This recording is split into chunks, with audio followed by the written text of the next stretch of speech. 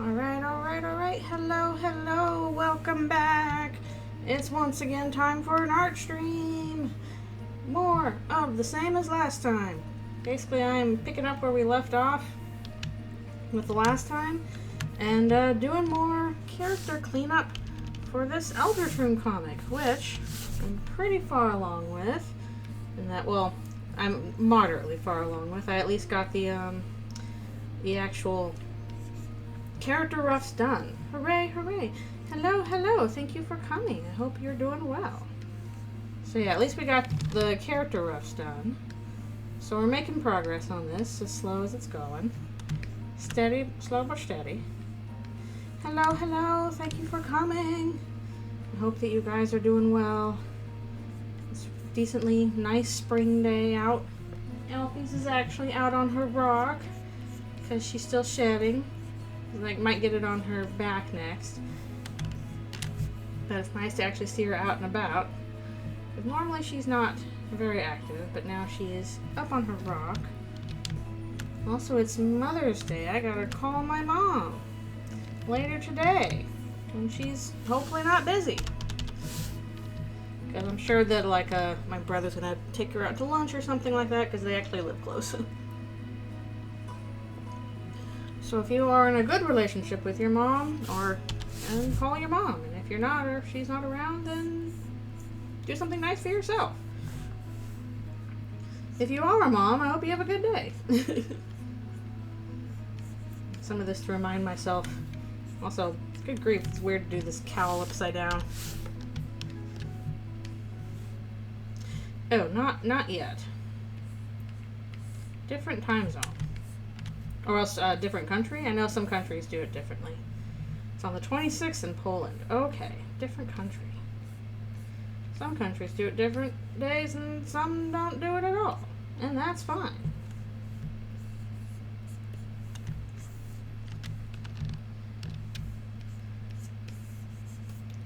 Yeah, I remember back in the day I used to like make cards and everything. Now I don't much have time for that, so I just call. Am I a mother? No.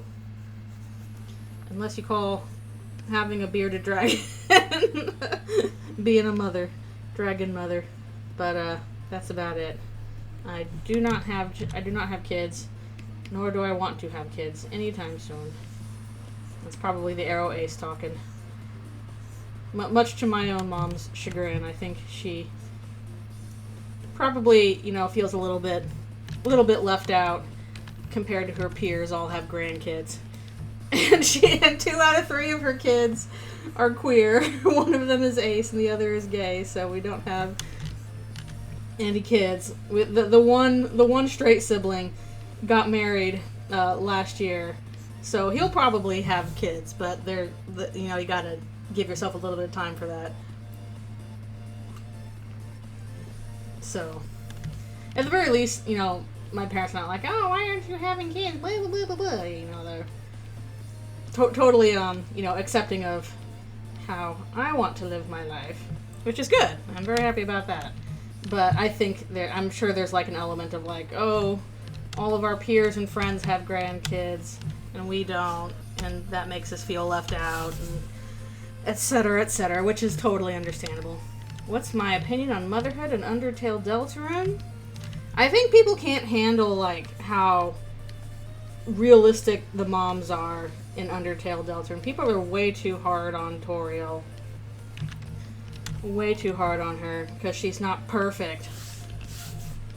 How dare she have a nice night out with this guy she likes while assuming that, her child is actually safe and doing okay and not knowing what's actually going on. Like, was it like really bad timing on that? Yes, it was. Especially for Susie, who clearly is bothered by it. But she is a mom, but she is also like a person. And the worst part about it is, like, I think if she knew the extent to, how much that whole scene bothered Chris and Susie, she would feel devastated about it. And that might, unfortunately, get her to, like, shell up even harder. Which not good. So I do not think that Toriel is unattentive. I think she absolutely knows that something is going on with Chris. Like, basically, she and Noelle are the ones that have noticed, hey, something's wrong with Chris. Even Susie, who, like, you know, was the one actually spending all the time with Chris, has not quite picked up, oh, something's wrong, because as far as I know, oh, this is how Chris has always acted.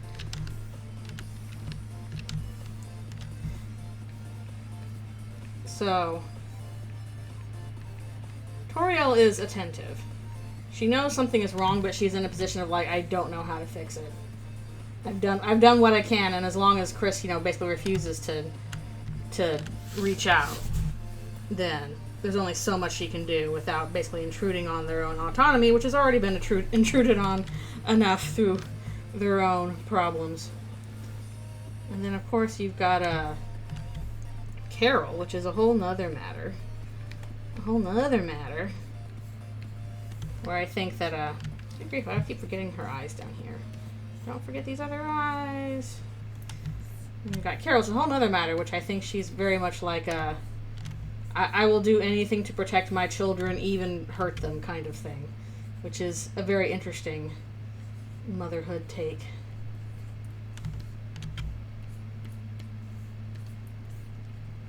And then, I guess there's Susie's mom, which if we're going by her being half human, probably means that she was awful and was not living up to the mom expectations. Her responsibilities. And Susie suffered as a result of that. So we got a nice spread of various moms. We got moms that are, you know, supportive but limited in what they can do because she doesn't know everything and she's kind of left out of the loop. We got a mom that will do heinous things for the sake of her kids, and then we got just a mom who's sucks ass. And then I guess there's also like Caddy's mom, who's like grates on Caddy with how enthusiastic she is. Hello, thank you for coming.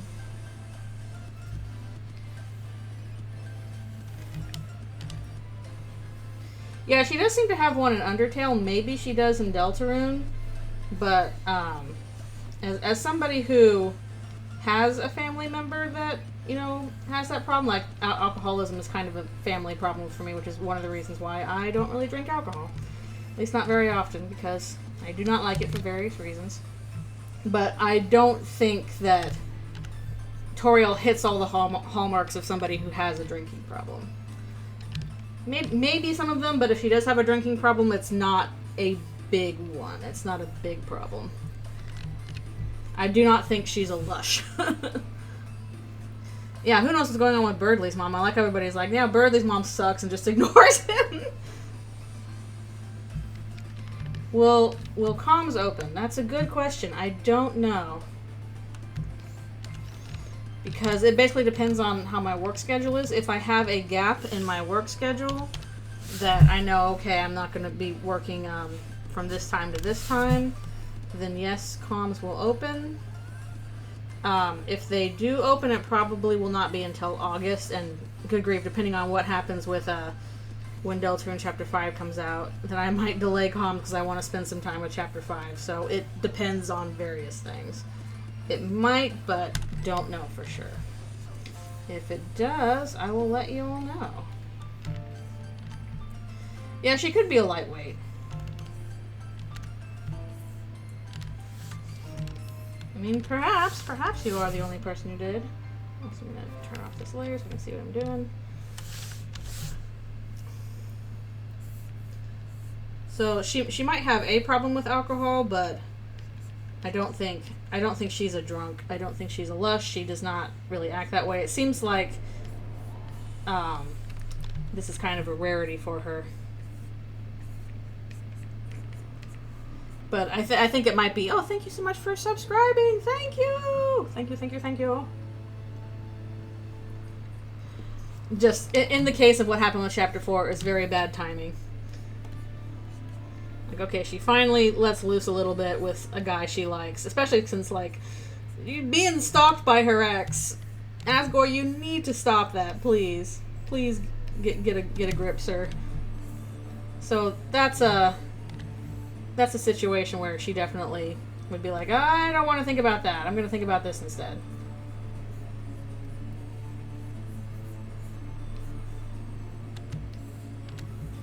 Yeah. I think people are way too harsh when they hate on both Toriel and Sans. Feeling like, oh, I'm going to kill Sans. He only has 1 HP. Like, guys, come on. Come on. I do think Sans needs to kind of shape up a bit and realize, oh, hey, these kids are actually, like, in trouble and I need to pay attention to that. Which is where I think maybe the half-human thing will come in, or he'll finally be able to bond with Susie over something. But hopefully his character will develop a little bit. Gosh, I gotta write that down. Basically, I'm in a state, a fugue state or whatever, where, like, I kind of, like, while I was, you know, in bed and then in the shower, just kind of fanfic imagined out how I think, like, chapters 6 and 7 will go based on what we know at this point. And I'm like, oh, I guess I should write this down. Like, I've had little inklings of it in the past, but now I was like, oh, this could happen. Oh, it'd be cool if this happened, and then this could happen, and then I do this, and blah, blah, blah. So basically, chapter 7 rough outline fanfic or whatever. Although even in the process of writing it down, I'm like, oh man, there's like, I know there's stuff I'm missing. I know there's stuff I'm not accounting for. Like, what do I do with this character? Oh, I'm not really sure. How does this factor in? Oh, we don't have all those puzzle pieces, but I'm trying. It's fun to try. I'll probably be very wrong. But in the meanwhile, I like guessing. That's why I did Paper Trail in the first place. It's fun to guess.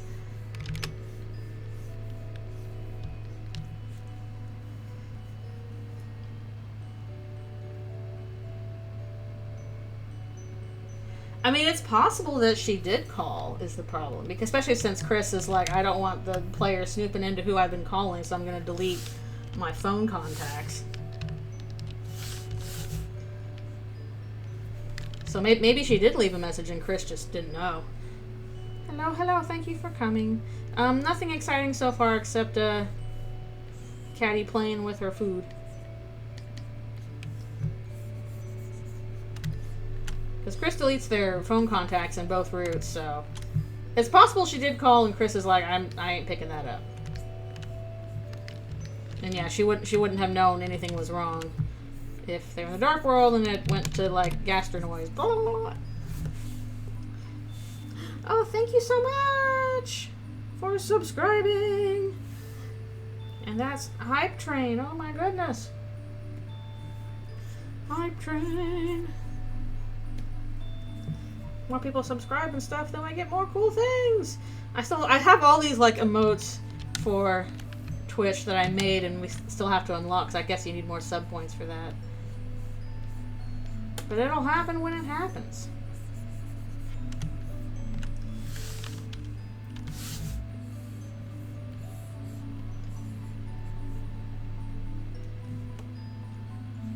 Or cheering helps, that too. Yeah, I don't know what I'll do once I get down all my wacky notes on my chapter 7 takes, but I guess they'll exist somewhere.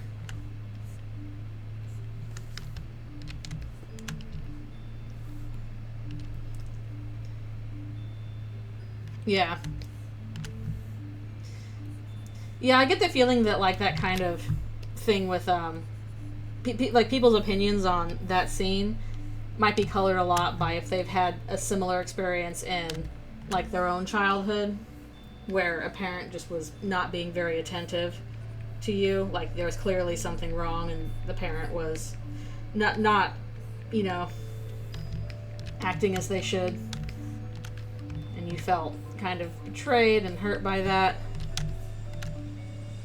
So I get the feeling that that's coloring a lot of people's opinions on it. Like, it is totally understandable that, like, Toriel would do that. Like, she's entitled to, but at the same time, like, it's also totally understandable that, like, the kids are hurt by it.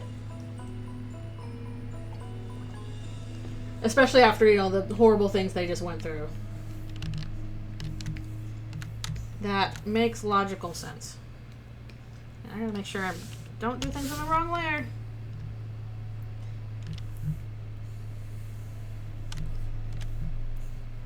Yeah, at the very least, Sand should have picked up on, like, okay, let's turn down the volume on that.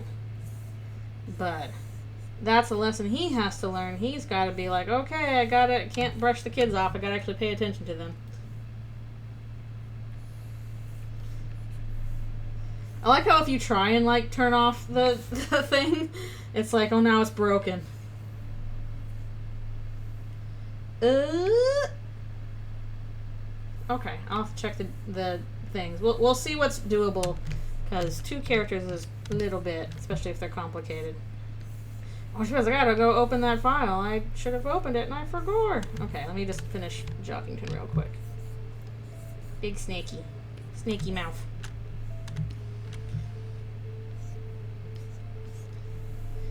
Hello, thank you for coming. Big snaky big snaky mouth. Okay. It's really hard to show, like, a snake unhinging their jaw. Do, like, big yawns. Deltarune, quick doodles. Down we go to the doodle page. Okay. See where we have room for that. Oh my goodness, thank you for gifting the tier subs. Thank you. Thank you so much. Caddy is just kind of messing with them because she's like, okay, your food now. I'm going to mess with you. And Chris is like, this is a problem.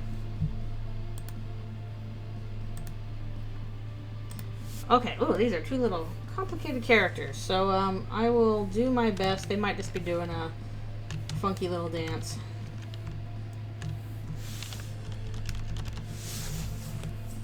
Yes, we will get back to that in just a bit.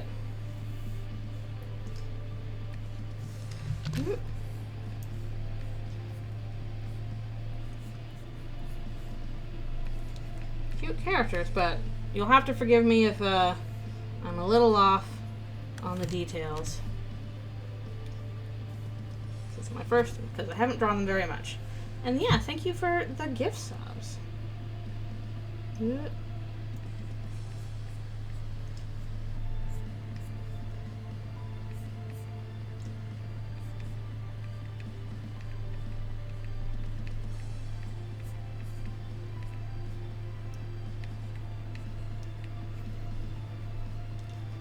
Yep, Caddy is having fun with her crispy Kreme.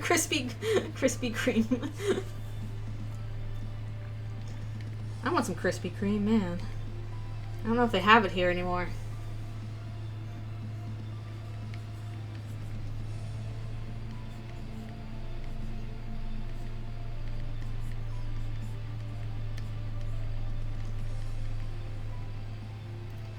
Bird Witch and Bird Centaur. Bird powers! Combine!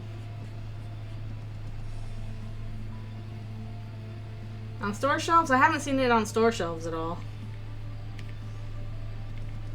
No, there's no Krispy Kreme stores around here. Tim Hortons takes up all of that instead.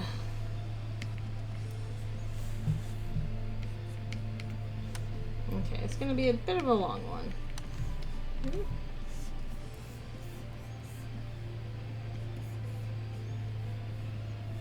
And her hair goes down like this. McDonald's did a deal. Really? I haven't been to McDonald's in a while. It's McDonald's mostly okay for me. Krispy Kreme. Exactly.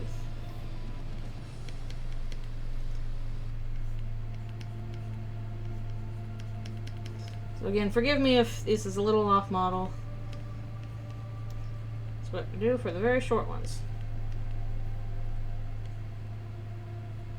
Oh, he said they were dancing, so I'm like, I don't know what else they would do. Bounce.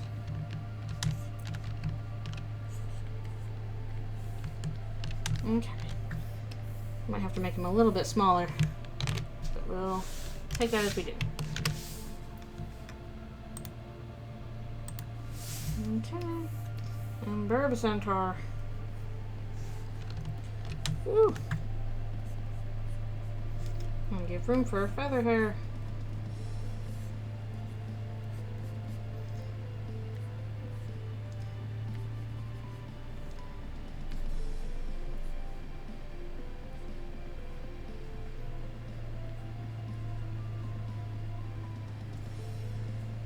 Okay.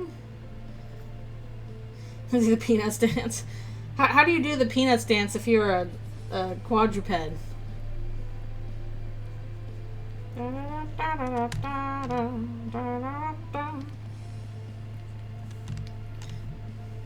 Also, which Peanuts dance? There's like multiple ones. Although I do love how both Ralsei and Susie do various peanut dances. The Ralsei one?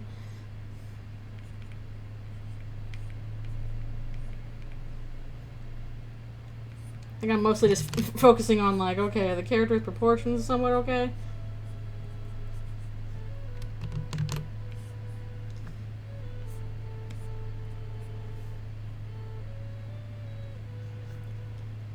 You're on a streak. You have to get that streak-free Windex. I don't know if tell they're dancing, but here we go.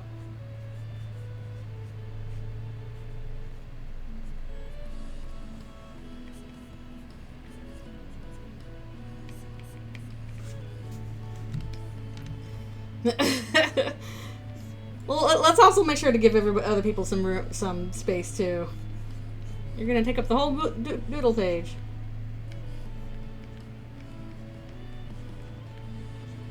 I think there's also like a cooldown on the sketch request too, so I'll get back to that in a little bit. Oh, technically taller. Well, sorry.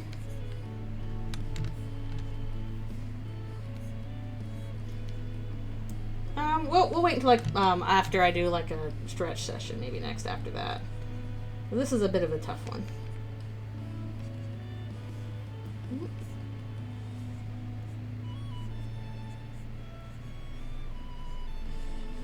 A bit lengthy. Hello, hello. Thank you for coming. We are doing a little bit of a sketch request thing first, and then get back to the comics. Oh, not once a week. I just mean like because you know I take little stretch breaks, so like once per half-hour session stretch break.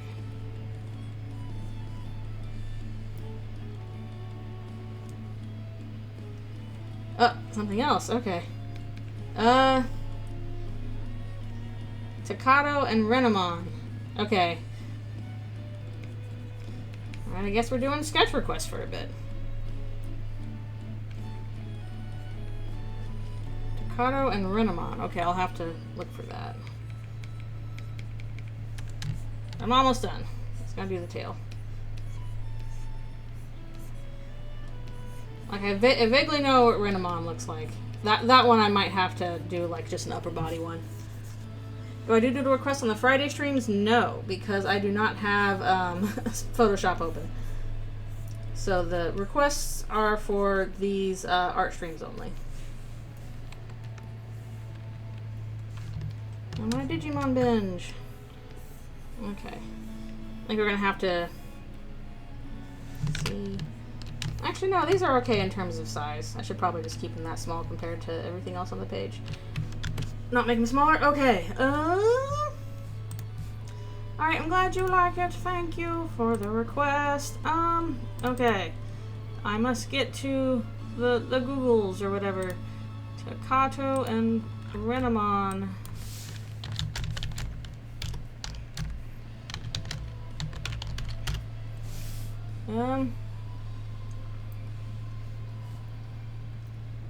Okay.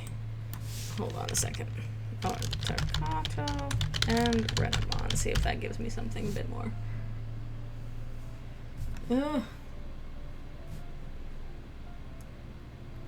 Yeah, the doodle page is almost done. I mean, I'm probably gonna have to take a stretch break once I finish this one. So we didn't get super far into the page before we got requests. So hold on. This is not giving me that much. Okay, Renamon is that one. Which one is Staccato? It is a huge doodle page, yes. Staccato, Digimon. Okay, that guy. Yelpies, what are you doing? References are always helpful, yes. I'm trying to Google them. But hopefully I can do this properly. Also, once again, size might be wrong.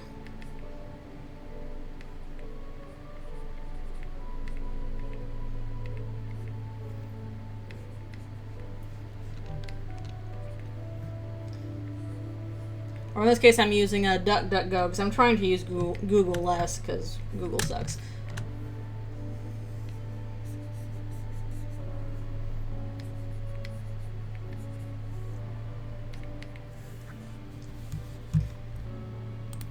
Trying to do different search engines. The problem is sometimes like more obscure stuff, the other search engines aren't going to have necessarily. So just depends, but usually like stuff like this.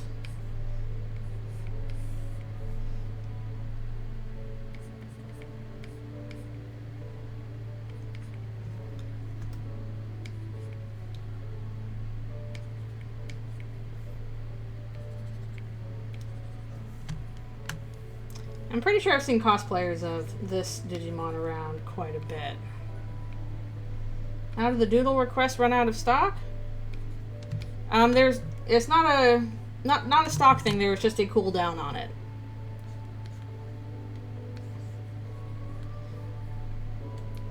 So it will replenish. Don't worry.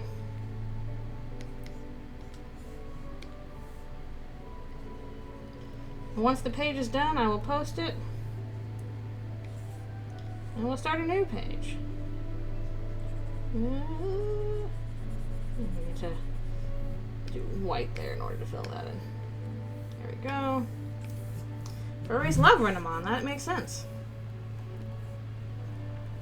Well, at least on DuckDuckGo, I'm not hit immediately with the not safe for work. And if it is, I'm like, I understand why the furries love this one. This is definitely a appealing furry design.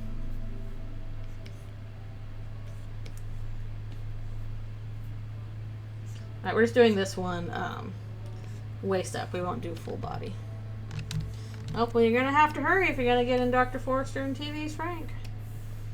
Let me be frank about Frank.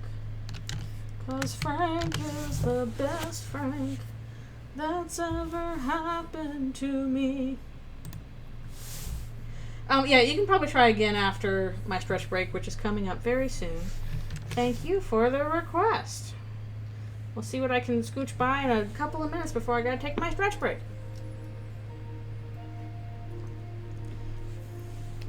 Yeah, oh my gosh, that page is almost done. We blazed through that page real quick. Again, thank you for joining me for these art streams and chatting with me and subscribing and all that stuff. I super appreciate it. And I like with the sketch request, I want to do like, okay, I want to do something special somebody can do with points. Because otherwise, I don't think I have much people can do with points except for like, you know, usual highlight message or whatever.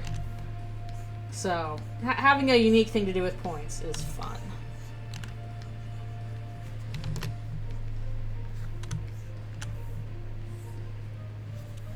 Nope, another doodle request. Oh my goodness. Baby Susie hugging Toriel. Oh no. Alright, well we gotta pop. Okay, I'm gonna pop over and do that real quick. A lot of hugs on this page too.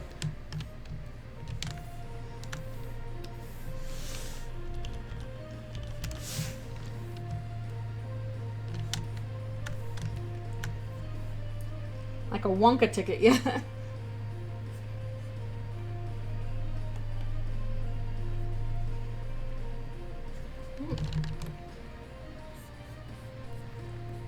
like I'm doing my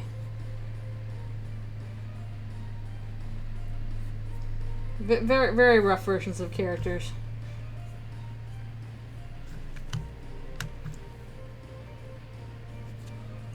After lunch.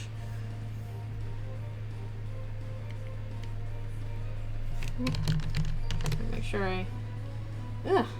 I want to do like a full body thing of her, but usually with these I try and just draw them straight.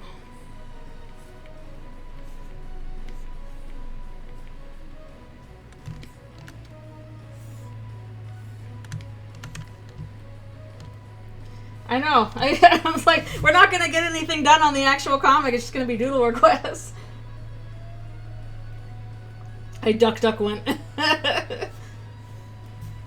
No, that would be perfect. I duck went there. Baby Susie. I'm like, I want a real mom.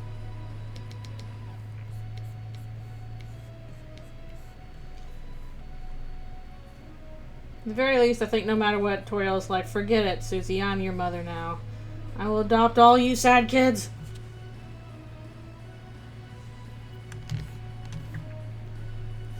No, that's what the requests are for.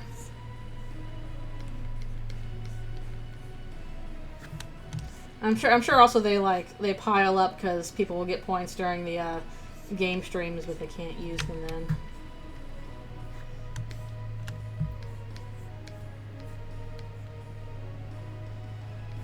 Little socks and stuff. Little tail. Little spotted skirt. I am excited for Undertale Cooking with Kindness. I am. Like, this was basically like something I had already kind of talked about, where I was like, oh man, you know, I really wish that Undertale fan games, instead of trying to always do what Undertale did and like do an RPG thing with bullet hell, would try something different based on, you know, what the other kids are doing. And like a cooking game is perfect for the Green Soul. So I'm like, yes, that looks super fun. What a different take on, you know, the Green Soul for Undertale. So I am excited. I'm kind of wondering if I shouldn't, alright, I gotta take my stretch break now. I'm kind of wondering if I shouldn't try the demo on stream or something, or if I should wait for the full game. But I am excited to see an Undertale fan game that basically changes the game genre instead of always trying to do a bullet hell RPG, because I think you can do cool stuff like with that. Yeah, exactly, like the Love Buster did. We changed the genre and it was a dating sim.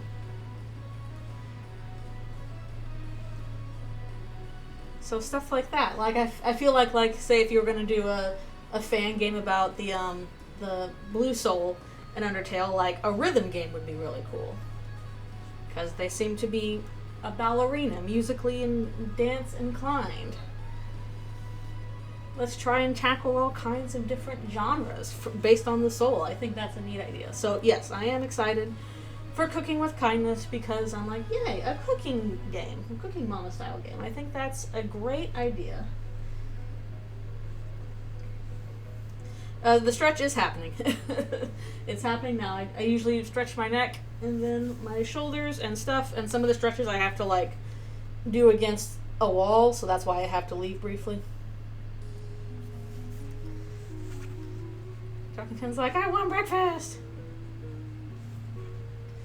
Yeah. Like, I understand why people would do the bullet hell RPG, because it is a cool combo, but I think, I just like the fact that people are seeing variety depending on like the soul kind of thing. I think that's a neat take on it.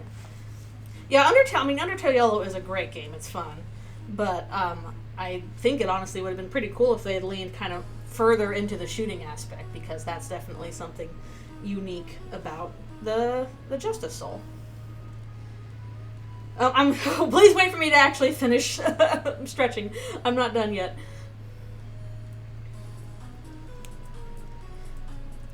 Yeah, you could do like the Orange Soul is like, you know, an actual fighting game. Like a Marvel vs. Capcom kind of thing. as opposed to bullet hell. You got options. And, gosh, I don't know what you would do for, the teal soul. I gotta stretch. It's very important. Don't want to mess up my wrists. My foot already feels messed up. Alright, I will be right back for stretch and water and stuff. Good girl.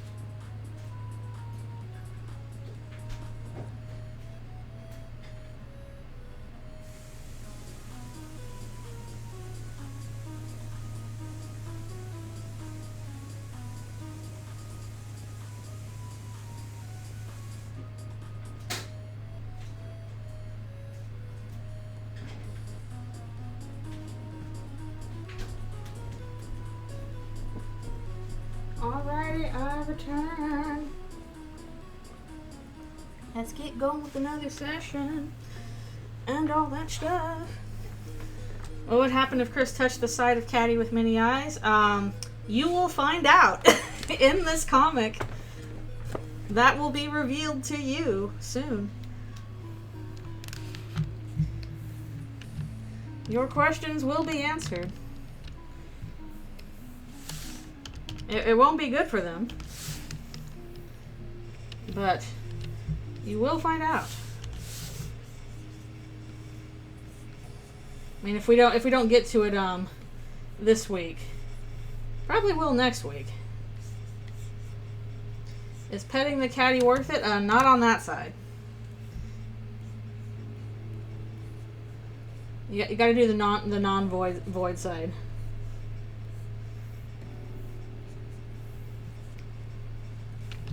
Don't touch that side. You know, like when you pet a cat and they're cool with it and they're cool with it and they're cool with it and suddenly they're not cool with it. And that's the part where they're never cool with it. Don't touch. It's not Sans pranking Chris across time and space. Sans pranking you from across time and space again. I hate when he does that. Again, you'll find out when we get there. Okay. No touchy. Don't touch. A lot of Chris getting flipped in the air a bunch. Also, it's normal our foot disappears. There's a text box here. Gotta have a text box somewhere.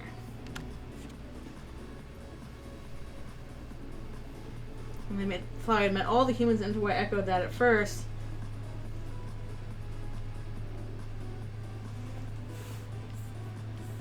Yeah, that makes sense. I mean, on the other hand, like, it works out fine that Flowey met this human. For fanfic purposes, like, it's not the kind of thing where it's like, oh no, this breaks the immersion for me, this isn't real kind of thing. It's like, okay, this is interesting enough that we'll let it slide for fan purposes. Oh. Sans, get out of the bunker. You have a house already. New house, put hay for Susie. What, like she's a horse or something? Ralse Rancher has been unadded from your castle town.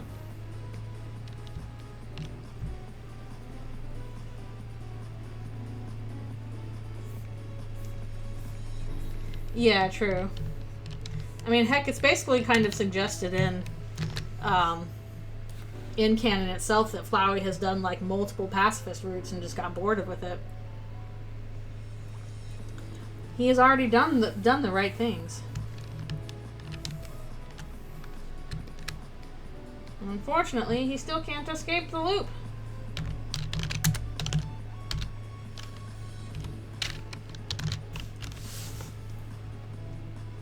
Yeah, it was a pretty short one. We will never see horse Ralse again unless, you know, unless you get the little blah, blah, blah. Unless you get the plushie of him, I guess, with his little horse outfit.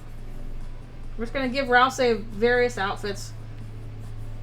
Buy all the outfits, collect all the outfits for Ralse.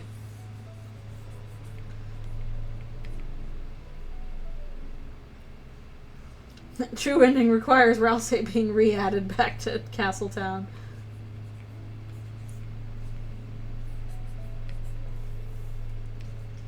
Of course, we gotta go back in time and make sure Ralse Rancher is added.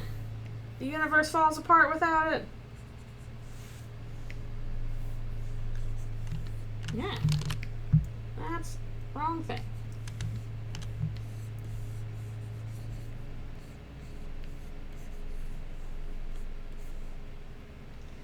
Why do people confuse Susie with a horse? I don't know. I guess it's because she has a big head of hair.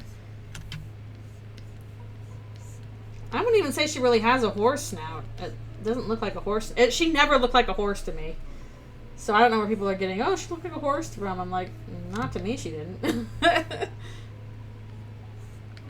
think it was mostly because she has like a shaggy mane of hair. Which is not super common among, you know, reptilian monsters.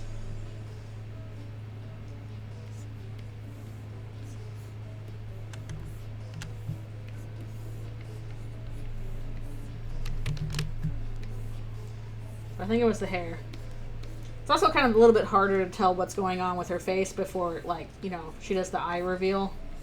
She's hiding her eyes behind her bangs all the time.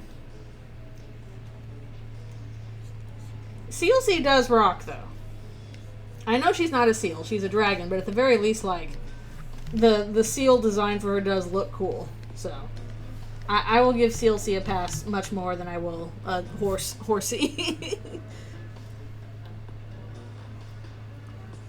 At least the snout does look more seal-like than it does horse-like, I would say.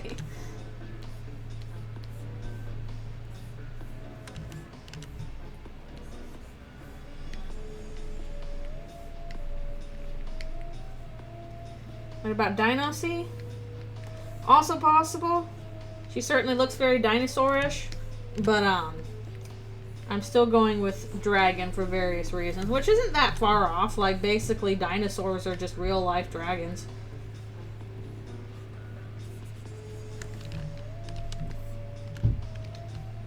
Thought she was a horse.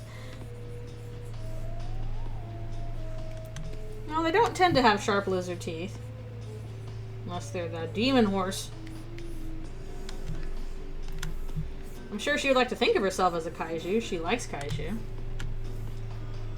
This castle town ain't big enough for 2 horses, Rowls and the Sulls. It is only a 1-horse town, not a 2-horse town. It's funny, because Castle Town, if anything, should be big enough for that. It keeps getting bigger.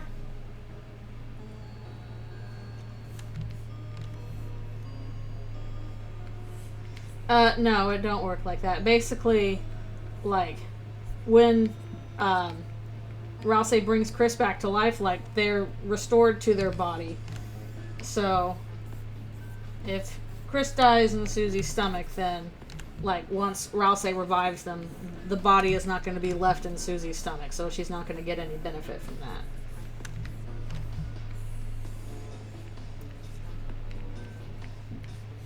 So no, Chris is not infinite food glitch for Susie. Also, that would be very unpleasant for them, so that's going to be a nope.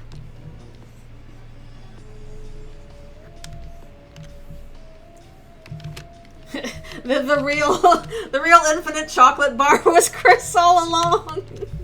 If we just chop Chris's soul into this many pieces, you have infinite chocolate bar.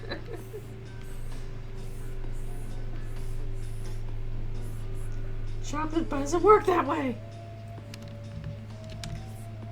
I mean, that's how Susie sees it anyway.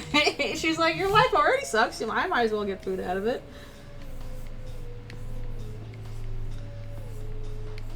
Chris is like, no, thank you.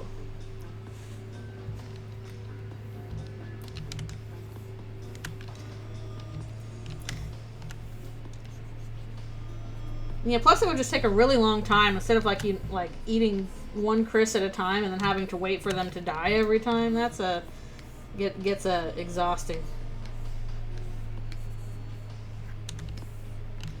Not very fun. I'm sure Susie probably suggested it at some point and they were all like, no, it's not going to work. Yeah, Chris said they're only going to do it once. No, she can chew. She did it to rules. Oh yes, happy Mother's Day. We were talking about this at the start of the stream. I need to call my mom today. Hopefully I'll find the time for it in the midst of a busy day. Well, probably busier for her than for me. And be like, hello. I still find it extremely funny that I think it was like, was it last year or something, or maybe a year before that, I added the, somebody did the, what did Susie from Growing Pains ever meet up with her mom again? And then I posted that comic on Mother's Day, and I was like, oh wait, I didn't mean to do that. And yet it all worked out.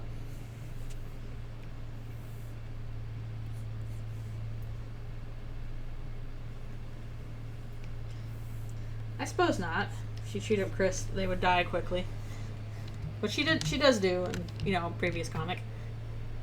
Okay. We're going back to Dr. Forrester and TV's Frank.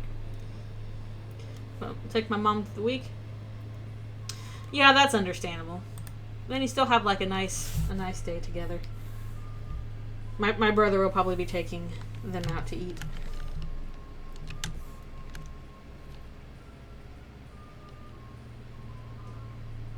Oh, the snakes are like, yay, warm, yay! Oh, I'm sorry, dude. You can't help cold-blooded animals being like, yay, warm. Although I still think animals would probably, for the most part, not like fire. Alright, I'm just going to do them in this pose in order to save myself, the time.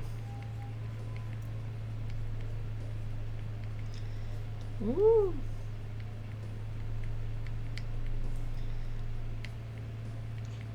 Let me be frank about Frank, 'cause Frank is the best Frank that's ever happened to me.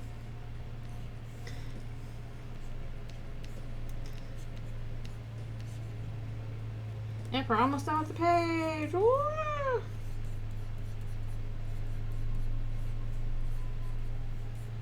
With this crazy scientist here. I still think, like, Forrester and Frank are probably the best Mads duo. Don't get me wrong, I love Brain Guy and I love Pearl and all that stuff, but they're so funny. Got really pissed at them at one point and grabbed one of the snakes, but that sounds fake to me. I don't think that Spielberg picked up a snake and yelled at it. Sorry, I don't quite believe that. I can see him getting frustrated, but I don't think he's going to yell at a snake for not following the script. That sounds fake. Sorry.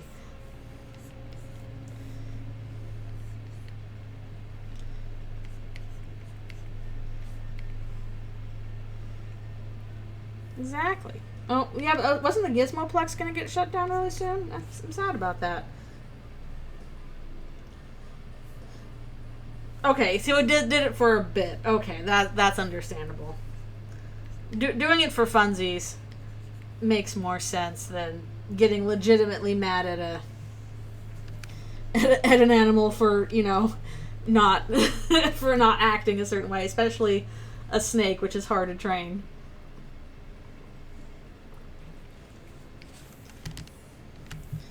Okay.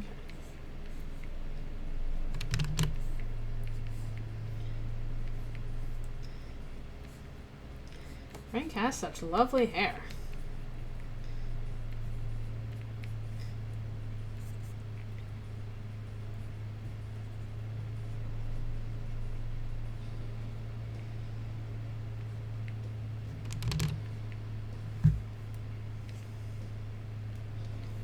All perfectly coiffed. Okay, do them as bits. That makes sense.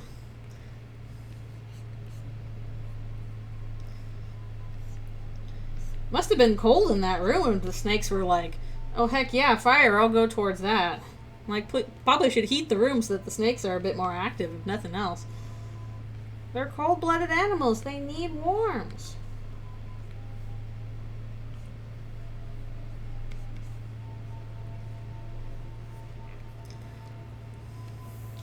I mean, that's pretty much what most reptiles do. The thing with reptiles is that the reason why a lot of people can, like, pick them up and do stuff with them is they're not especially bothered by humans. Especially if it's, you know, a snake that you're going to be using for movies and stuff anyway, so it's not like a wild animal. This is an animal that's already used to people. So it's just like, okay, whatever you want, dude, I'll just slither around. Okay. Alright, here's Forrester and Frank. I love you, TV's Frank.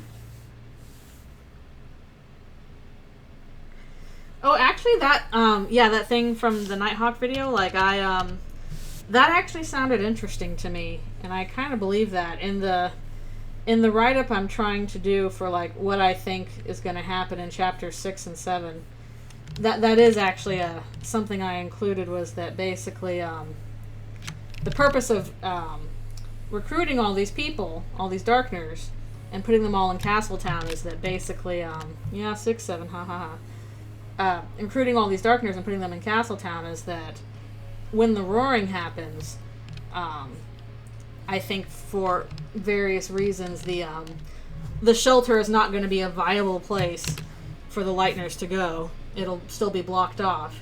So instead, most of the Lightners will find shelter in Castletown, in which case Castletown will be attacked by the Titans and all that. And all of the Darkners that you have recruited to the town will basically act as a defense force, trying to protect themselves and the town. At least until they turn to stone. This also, like, you know, keeps them having a purpose, so they're not going to turn to stone as fast. So basically, by recruiting all these people to your town, you have created an effective defense force that will help protect the Lightners during the roaring when they otherwise might be in serious trouble. And I kind of feel like there might be more to it than that. I'm like, okay, what other ways would, like, the recruits matter? Because clearly the recruits are going to matter at some point. Like, I feel like it's actually a very important thing that we're recruiting all these people, but I'm not quite sure how else that's going to play out. But I do see it as like, okay, the purpose of getting all these recruits was basically to defend Castletown from the Titans, and they will basically be the ones keeping the Lightners safe. And Lightners will probably help with that too, because they got their own powers, but it's like mutual defense.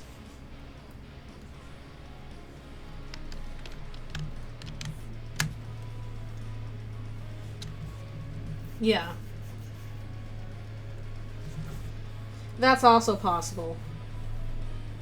That is also possible, yes. I've mainly been wondering, like, okay, why do certain lighteners show up in Gaster's interesting list, but others don't? So I can see it as like, okay, like Carol and Alvin and some other ones, or Undine or whatever, are in the shelter, but the rest go to Castletown. They are looking up like what a snake mouth looks like on the inside for this, and it's like, good grief, it's really confusing. Ha ha ha! It's a 6 and 7 joke. It's because we're talking about chapter 6 and 7.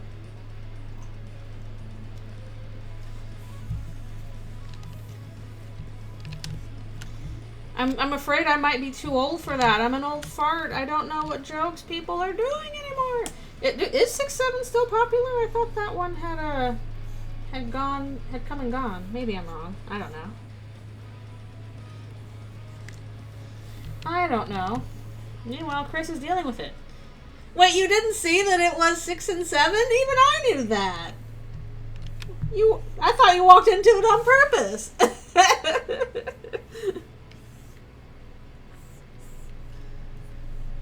It's like, you know, when you see the D's nuts joke coming, and you do it because you want to experience the joke. It's like knock knock. You gotta play for it. Just because it's a meme for babies doesn't mean it's bad. Kids can have memes too. In fact, they should. Yes, I mean 69 is always evergreen, but like kids are allowed to have their funny numbers. You're allowed that. You're allowed. In fact, it's good and proper for kids to have jokes that dumb adults like me don't get. That's the way the world should work. Still doing it among themselves? Yeah. Okay, that's logical. I know definitely one of the worst things that can happen to a meme is it becomes mainstream. Especially a meme for kids.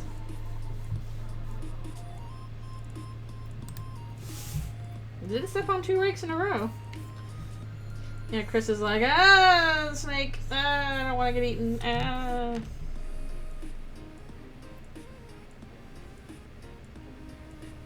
Oh, that's weird. But wouldn't you be excited that your boyfriend is good at something that they enjoy? I don't know. I don't think enjoyment of a hobby is a competition. I don't really get fishing myself, but, you know, for the people that do like it. It's like, I can't go anywhere with you people without getting eaten by something. Nah.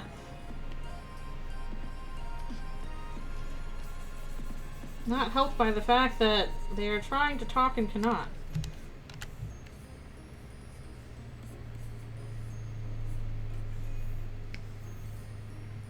Skibbity Toilet's fine. Yeah. Yeah, that's the problem, is like Skibbity Toilet just stops being funny when you're selling t-shirts for it at Walmart. Now it's corporate.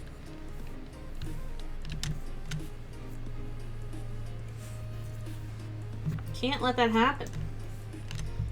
Next, invite him to a fishing trip with her family, extended family. Oh, I see.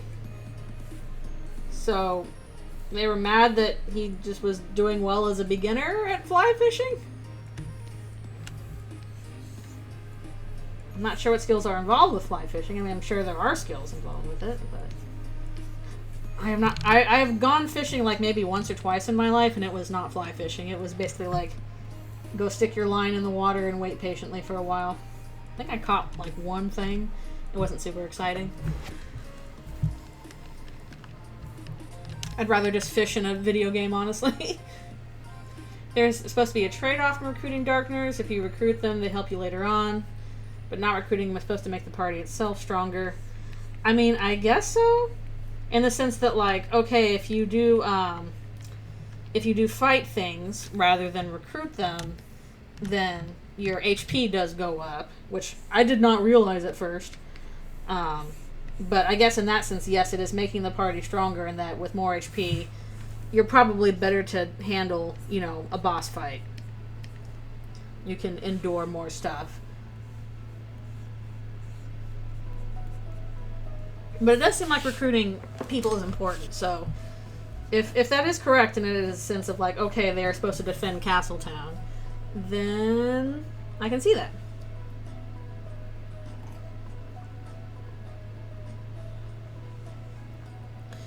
Oh, that's so funny. Launches tackle to branch of a tree. Well, there you go. That's true. The party does get stronger after beating the Dark World. Like, your level goes up, but you have higher HP if you attack things rather than recruiting them. You will get stronger regardless, but you will get even stronger if you attack things.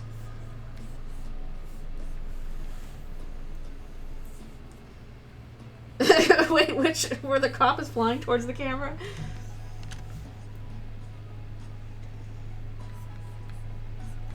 I mean, I would figure what the cousins would learn from that is like, hey, we can do that too. Let's try casting our line at where the bugs are and attracting more fish. Like, you have now learned a new part of the skill. Stop getting... It's not a competition. That's weird. Okay, yeah, you'll have to send me a pic later. Just like, I don't want to be snake food. I have not seen the Dexter Versus series. If this is like the TV show Dexter, I haven't seen Dexter. If it's Dexter's Lab, I saw that all the time. Dee Dee! In the ad zone! That's okay, we're just drawing Caddy being a little bratty. Wait a minute. Say that again. But yeah, I haven't watched the TV show Dexter.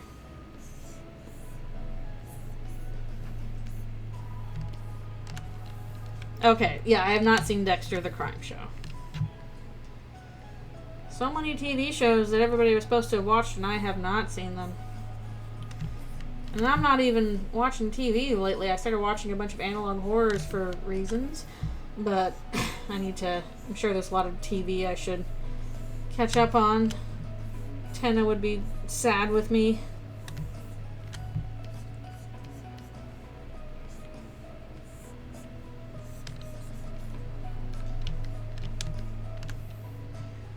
A lot of movement lines here.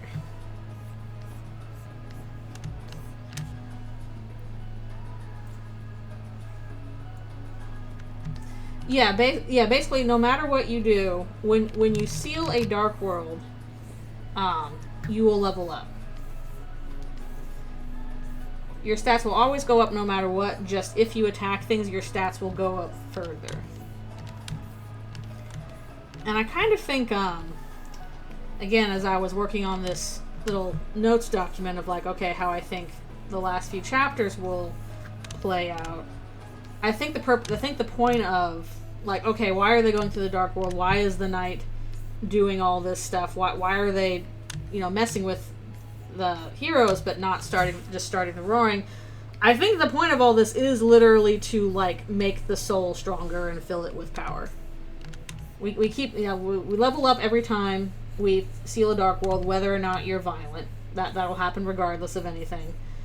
We keep getting the recurring thing of your power, blah blah blah, you shined your power on, blah blah blah. I think the whole point of what the knight is doing, and maybe what the conspiracy is doing, and what the prophecy is trying to do is make the soul itself stronger, so that it can do what is needed to stop the roaring.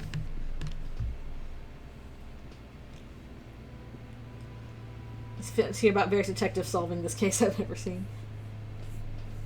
Oh, so it's like various detectives trying to solve a Dexter thing? Okay, it is fun seeing like different detectives tackle things. That's always fun. I need to read Murder on the Orient Express. Again, mostly if I was the cousins, I'd be like, okay, cool, now we know, since we enjoy fly fishing, we now know a cool technique to get even more fish. Wait, Dexter is the one with the surprise motherfucker line? Oh my goodness, you don't need to power scale detectives! You don't need to do that. The whole point is that they approach problems in different ways. It's not a power thing. They're not power scaling. What are you talking about?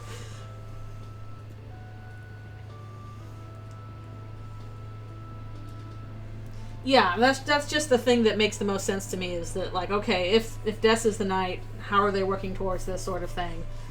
Then yeah, I think the goal is to make the soul strong. Which then explains, okay, why is the knight acting that way? Why is Carol talking the way she is? Why is Chris acting the way they are? Yeah, I had no clue that's where surprise motherfucker was from.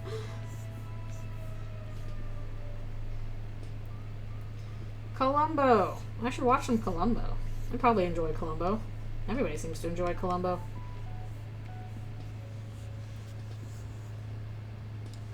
Oh, cool. I'm glad Alex Ropen liked your sky thing. Kabumbo. Grief, what was I doing with the thing here?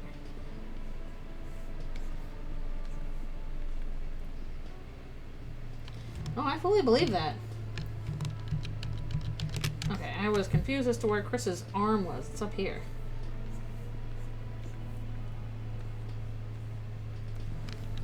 Okay, I'll have to add effects there later. And I gotta do another stretch break. Woo!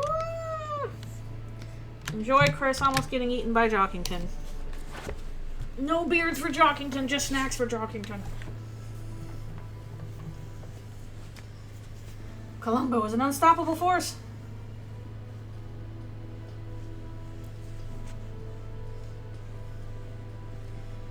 Poor Alex. It kind of seems like he's going through it in terms of like whatever's going on with the digital circus fandom. Well, that's the problem, is that once your series you're in gets popular enough, you're just under so much more scrutiny, and you pretty much just have to shut up to save yourself the trouble.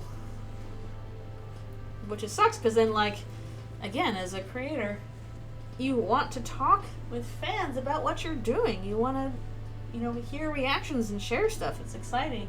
But stuff can get misconstrued or, taken out of context or used as evidence of whatever so easily. You just have to get more and more cautious, again, as your audience grows.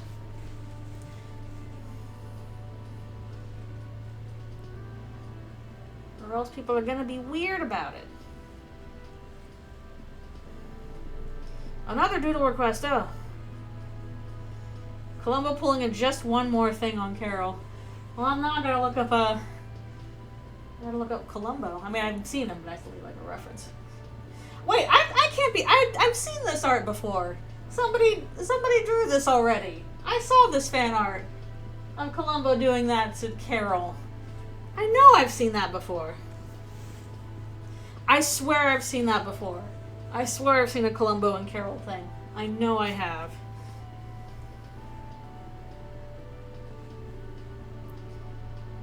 Alright, well, I will check references since the request was already put in. But I know I've seen somebody make that joke. Columbo. I actually think the international release of the final episode is cool. I'm gonna go see it in theaters, even though we got kind of bad seats for it. And I'm doing that because basically, I think just from an overall industry standpoint, it is a good thing to support indie animation and be like, hey, this is something we want to see. This is something where you can put some money safely and invest in that kind of stuff, because indie animation is basically in a constant fight for funds. Because animation is expensive and time-consuming. Someone did it with Chris? Okay, I swear somebody did it with Carol. The one I saw was with Carol. But Columbo is so versatile, I'm sure you could use him for various things. I've seen like Akane's comic / animatic of like Chris as Columbo. Like a little Columbo joke. Columbone!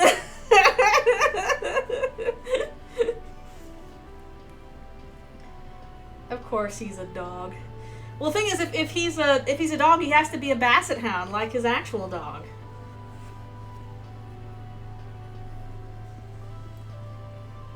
yeah, because Columbo has like a basset hound, doesn't he?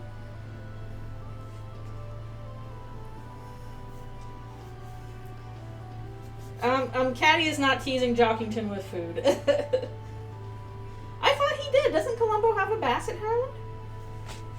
I've not seen it, but I swear I've seen like pictures of Columbo with his dog. He has a dog, and it's this, you know, big old loppy basset hound with the big old jowls in the ears. Okay, Columbo and Death Note's funny. Okay, I will be right back for one more stretch and orange juice and stuff.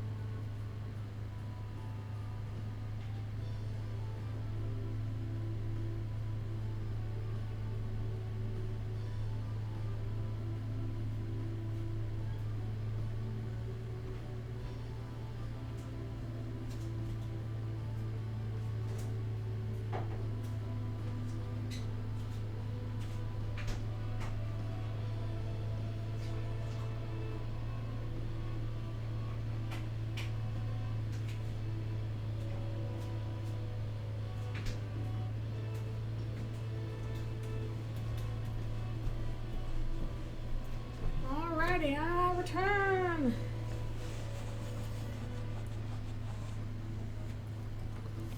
Okay, wait. Have the conditions of the request changed? Do we want dog Columbo? Talking to Carol.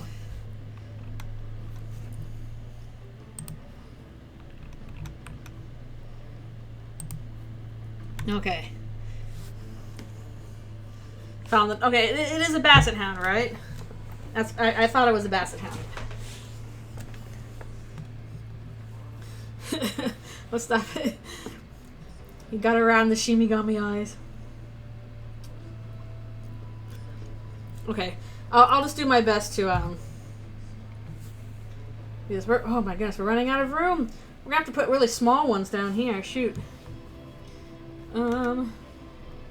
It is a basset hound. That's right. Okay. Actually, you know what I gotta do? I gotta look up Carol. Carol Holiday. I'm like, I know. I want to make sure I get her right. All right. I'm so glad we all got her name right.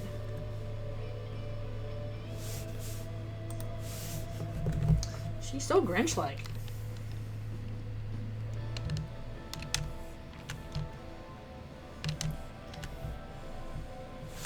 Make this smaller.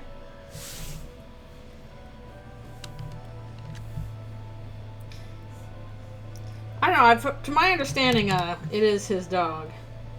Again, from what little I know of Columbo.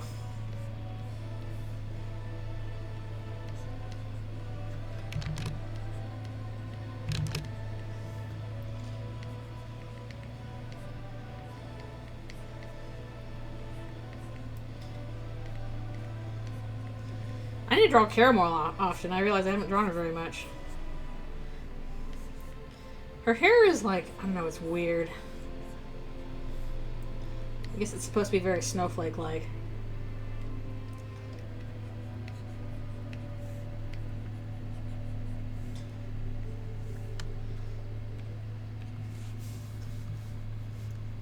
Scar needs to be a dog treat, true.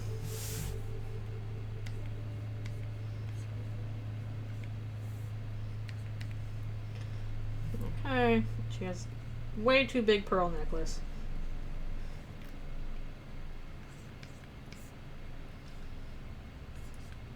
Big scary shoulder pad. Okay, let me look at the other reference.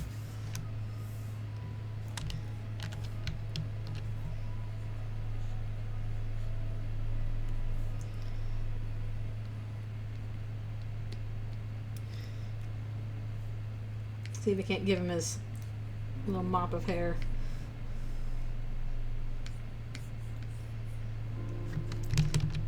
Basset hounds are really funny though. I love their giant ears and their giant jaws.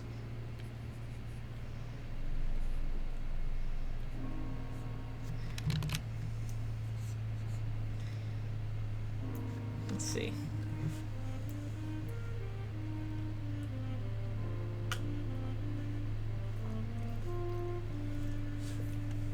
Yeah, I do think they look as monster as the rest of the town. Like, when we talk monster, a lot of them are just like, you know, furries, basically. Either weird guys or furries.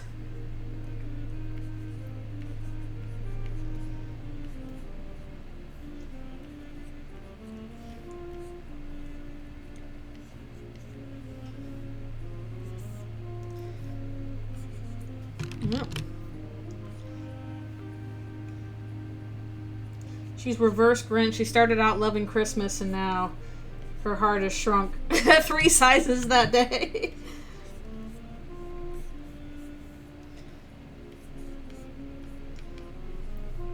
Got a little tie here.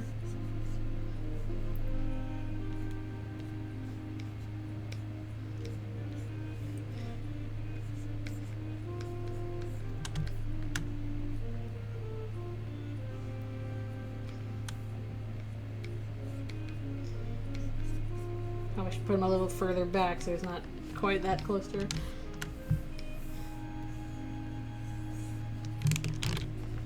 Yep. Oh. Make sure I'm doing that proper.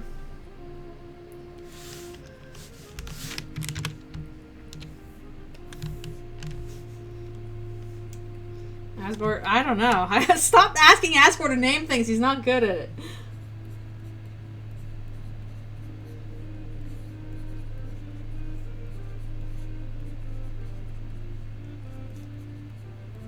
Okay, here we go.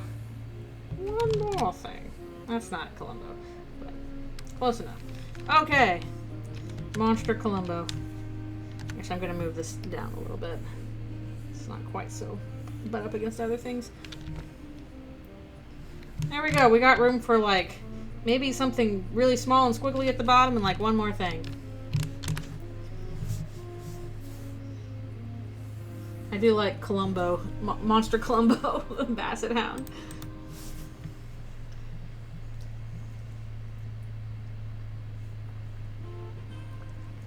Would he though? I don't know. That's pretty. That might be outside his purview. That's in like the realm of you know, eldritch nonsense.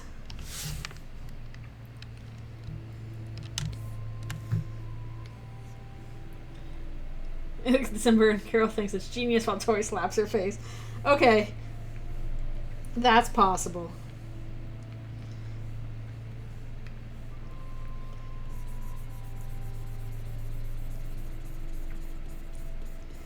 His first suggestion is to try and combine her names so it's like Carolf or something like that, and she's like, no, Asgore, we're not naming my daughter Carolf. He's like, but it's like both of you combined. Like, we know, Asgore. We're not naming her Carolf.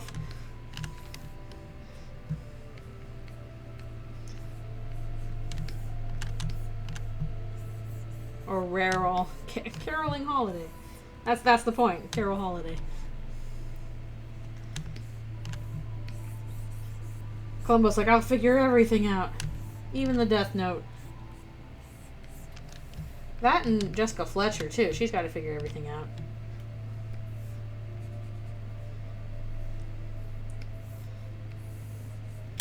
That's probably what Hometown needs. Is it doesn't need cops. It needs a decent detective.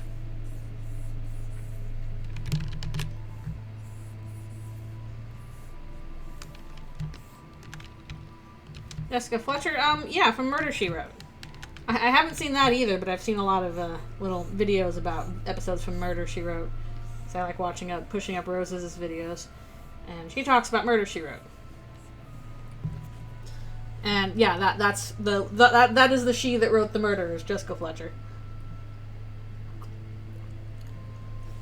Very popular series. Undyne did get nerfed quite a bit. But it's understandable. She's she ain't a royal guard. She's just a cop.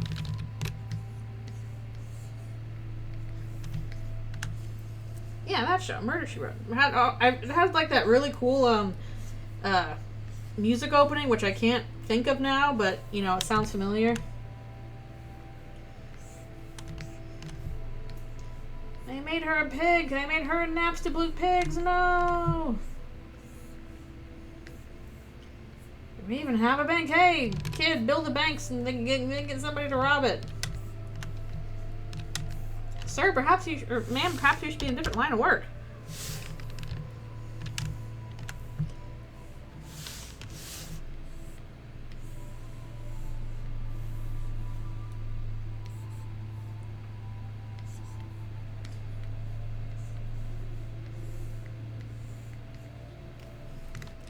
Chris does not like being a catty toy. Nope.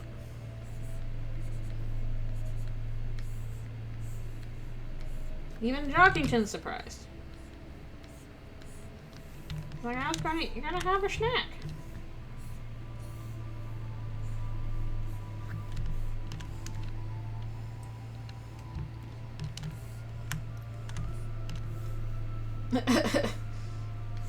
Oh, Togor, you'll never leave us. Despite it all. I think it's funny pronouncing it Toguri as per the anniversary stream, though.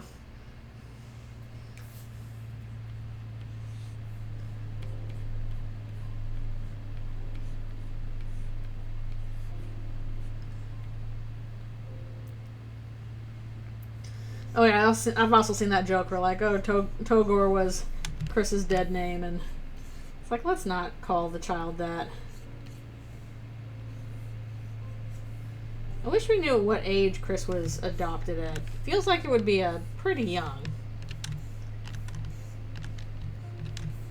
Seems like that's necessary. Toby did murder Togor in an alley. Togor found dead in Miami. Small white dog to blame. People go, oh no, anyway.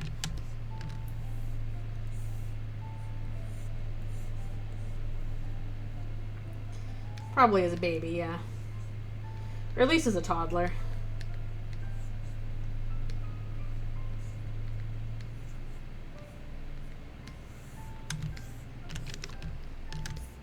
Gotta be around when Noelle was born, because yeah, they're about the same age. If not exactly the same age.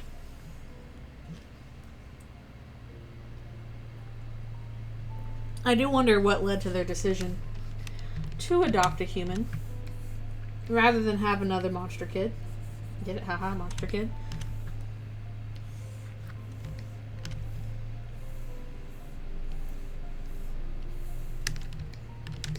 Like, why did you come to that decision?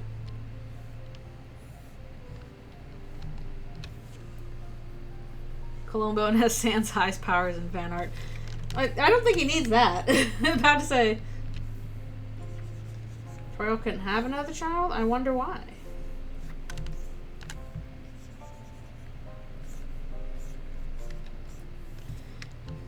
Honestly, the funny thing is, Sans doesn't seem to like violence either. He says so in the anniversary stream. He's like, oh, I know you really want to fight with me, but I don't like violence. I'll do it if it's for charity, and then he finds ways to, like, still get around actually fighting, even for charity. Yep, he will only do it if there's literally, like, no other option. He is not actually a violent guy. He does not like fighting. He doesn't even like doing it for fun. Which I do find interesting. Because, like, the monsters will fight with their magic for fun. And for just, like, personal growth and stuff. But I don't think it's just a lazy thing. I think he literally doesn't like doing it. That was the impression I got from the anniversary anyway. Where he's literally like, I don't think fighting for fun is that neat.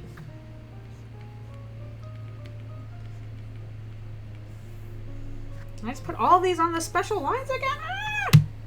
Come on. Come on. I'm gonna draw it right.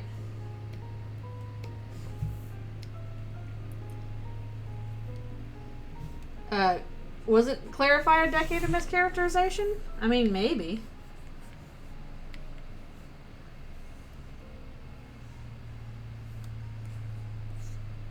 BFDIA? I don't know what that is.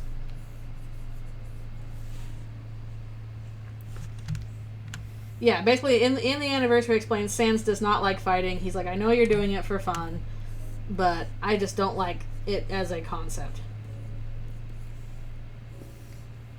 So even when he's like, okay, I know you're doing it for charity, you're trying to do a good thing, I'm still going to skirt around the rules of that. Yeah. Which, if Sans is from Deltarune, then what got him on the path of I really don't like fighting even as a fun thing? Not a fan of violence.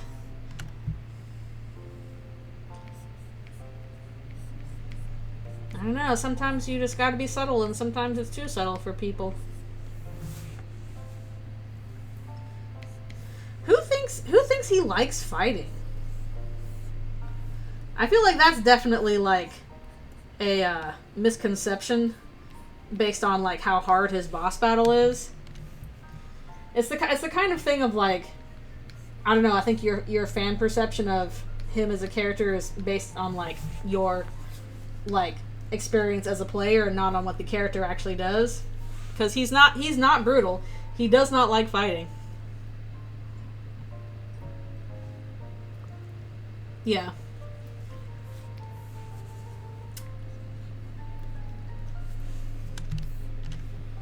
Undertale AU infection. Yeah, but that's an AU. Good grief. That was an 8 out of 10. Maybe so. Yeah, he doesn't like doing it.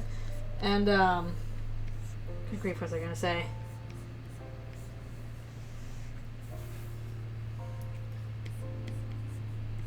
I don't know, I feel like there's some other things that, like, people, kind of Mandela effect about him. Like, I see a lot of stuff of, like, oh, you know, he's this way in this fight because he's so determined. He does not have a lot of determination.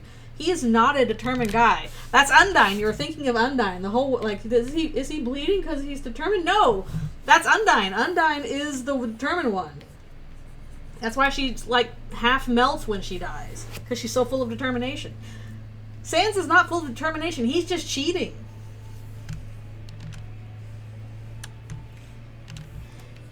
Again, I don't, like, he has very, difficult to dodge attacks, but he's not, like, physically strong. He is a scary boss fight because he's cheating.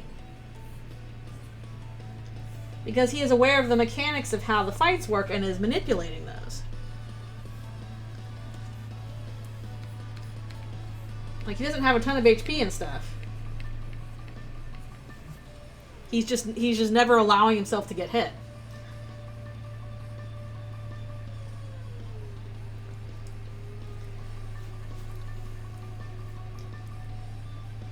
Yeah.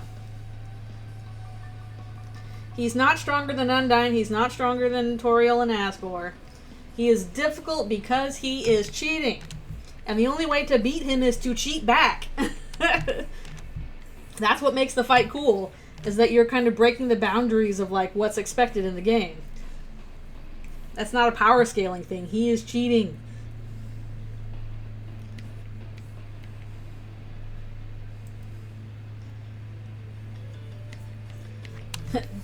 The plate of corn.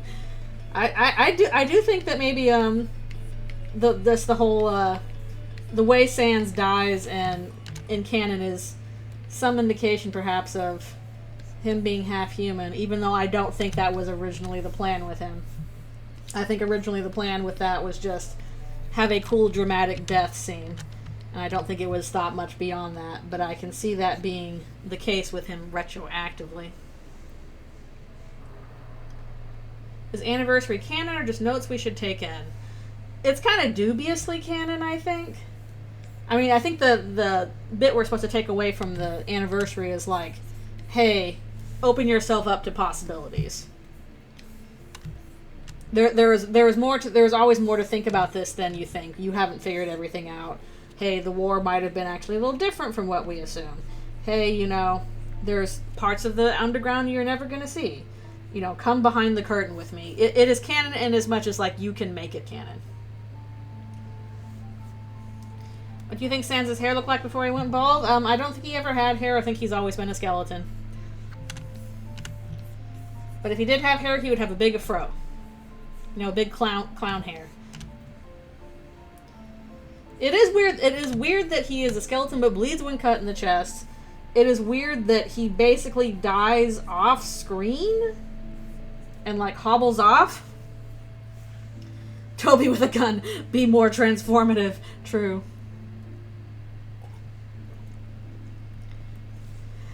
Oh, yeah, that would be horrifying if it was with growing pains. I don't think growing pains is how it works. Like, I don't think, like, if Susie and them are half human, I don't think there's a transformation aspect.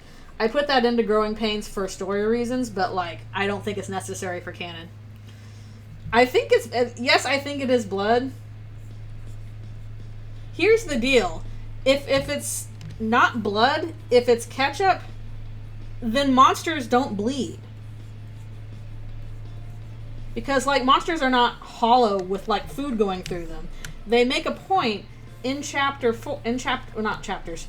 They make a point, like, really early in Undertale. They're like, hey, monster food does not work like human food. It's magic. As soon as you ingest it, it turns into energy. It is not stored anywhere. Just boom, it's instantly energy.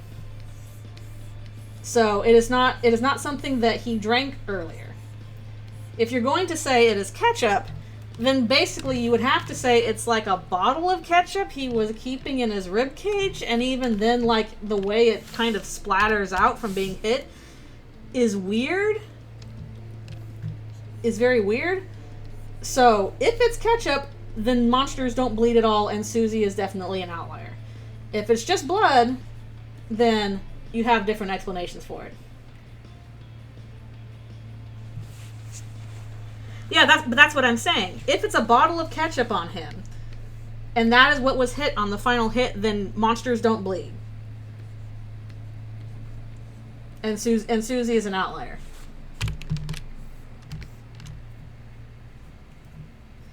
Goku here would be funny, that's true.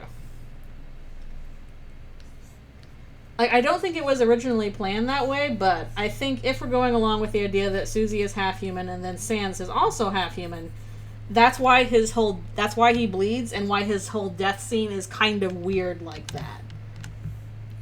And different from any other monsters, including, like, Undyne or Asgore or any of that. Yeah, the thing is, if it's a bottle of ketchup, then the way it's broken when Sans is attacked is kind of weird. Like, why is it coming out of his mouth? That's not where the ketchup would be. So I do not subscribe to it's ketchup. It's just blood. The simpler explanation is that it's blood, but then it's like, okay, why does he bleed but nobody else does? And then we get into other questions with that. Yeah. So I don't think, I think ketchup would be stupid. I think it's just he bleeds. Yeah, sorry. If both Sans and Papyrus are from Deltarune and Deltarune monsters bleed, then Papyrus should have bled as well. Wait, third, like Gilgamesh? I don't know the context there. Yeah, I do not like the, it's church juice, it's ketchup. I'm like, that sucks ass. Abysmal tier. What would be, like, it like, reduces all of the stakes for what's happening. Oh no, like, Ralsei has, like, juice on his cheek. Oh no. Like, it's just stupid. It's so bad. You don't want Sans? I mean, like, I don't think Sans being half-human gives him, like, special powers. There's clearly something weird going on with him. I don't think it gives him magic powers, though. I think he's just cheating.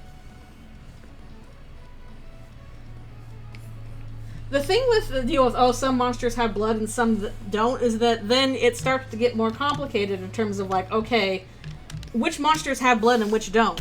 Where do you draw that line? Why would these monsters have blood and these don't? It's like, okay, a ghost doesn't have blood, that makes sense. Then why does Sans? He's a skeleton. He should not have blood. And the demigod that was 2/3 god and 1/3... Wait, why are we doing it in thirds? About to say, I feel like that should be halves. I don't think you can do thirds.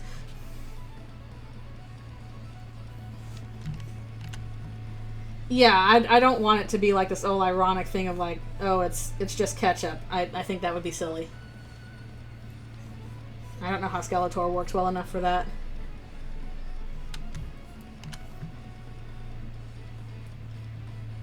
Oh, you don't want Sans to be from Deltarune? I think he is. I think there's way too much evidence for that. I think it would be kind of weird at this point if he wasn't from Deltarune. Then it's like, well, what is he talking about? What's going on? I don't think there's a way out of that. I can't understand, like, how these lines in Deltarune would work if he's... Or how some of his lines in Undertale would work if he's not from Deltarune. I'm sorry, I'm very much on, like, yes, he's from Deltarune. I don't think he's, like, super special for it, and what I kind of want for him to be from Deltarune is that, like, he messed up, that basically he hubrised his way into this and now has to suffer the consequences of it, rather than he's God's favorite special boy who gets to survive the apocalypse or all that other stuff. Like, I do want some consequences for it, and I think you could play it that way. Yeah, we get cool out of it. Yeah, I gave up on going back a long time ago, and the whole thing of like, oh, I get it, you really want to go home. Hey, I get what you mean, and I'm not talking about the surface kind of thing. Like, there's so many little instances of like, okay, Sans is talking about someplace that is not the surface or Undertale's world that he misses. There's too many little bits for it that I can't ignore it.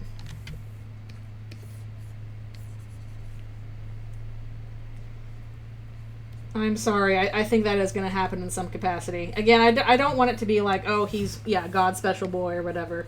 I'd like it to be a hubris thing. Oh, I love this take on this song.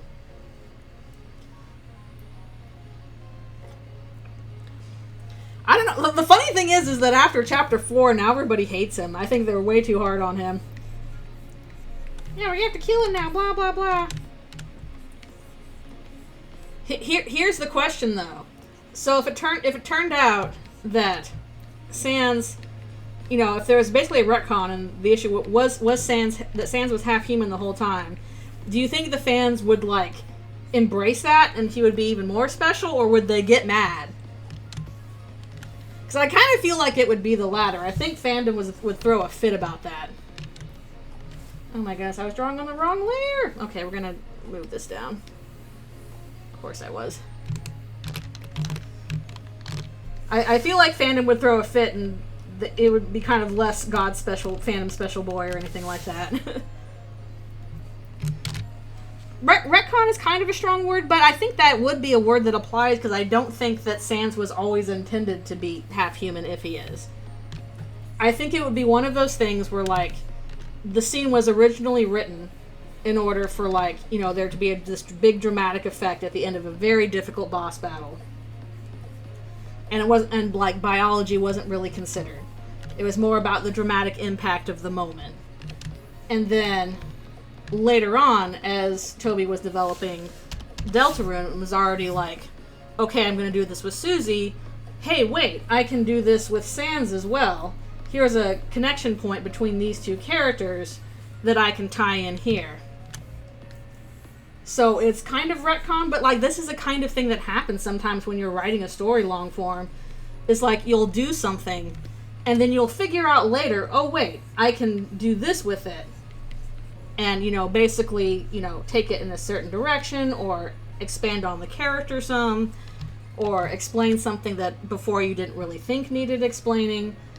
And, like, this kind of thing, it's happened to me a couple of times. So I can see that happening with Toby, where he's like, oh, I can just do this, and it'll work.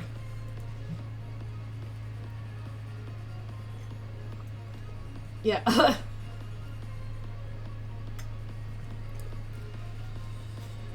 Yeah. Yeah, maybe so. I don't know.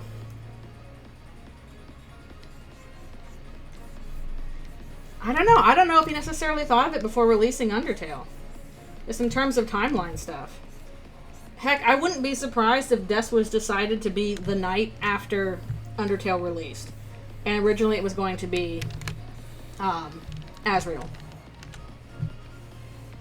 Like, if that was revealed in, like, a future live stream or whatever, like, that wouldn't surprise me at all.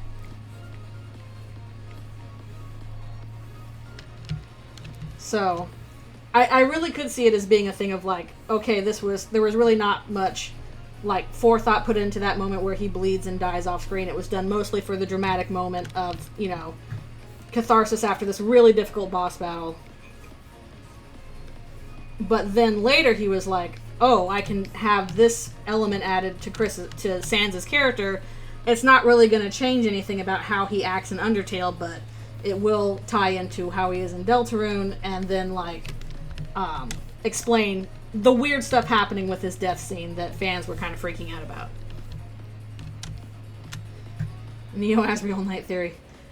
Like, I definitely think Des is the knight right now, but, again, if Toby came out and was like, yeah, Asriel was originally going to be the knight and I changed my mind, would not shock me. I'd be like, yeah, that makes sense. Like, already, I think people might underestimate how much stuff changes in the process of making a story. Very rarely is all this stuff planned out from the start. And I was on the wrong layer again because I'm a stupid. Oh my goodness, why do I keep doing this?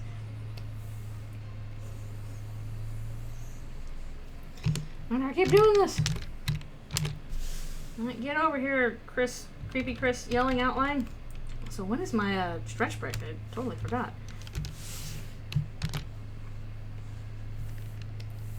So in that sense it would be a retcon, but it's also the kind of thing of like, okay, but if this turned out to be the case with Sans, it wouldn't really alter how he acts in Undertale in any way. It would, like, how he acts in Undertale would still, you know, all play out as it does. It would just be additional context for how he acts the way he does, why he, you know, talks with Papyrus the way he does, why his death scene is so weird. Okay, let's do a little more. Yeah, her eyes are, like, slightly red.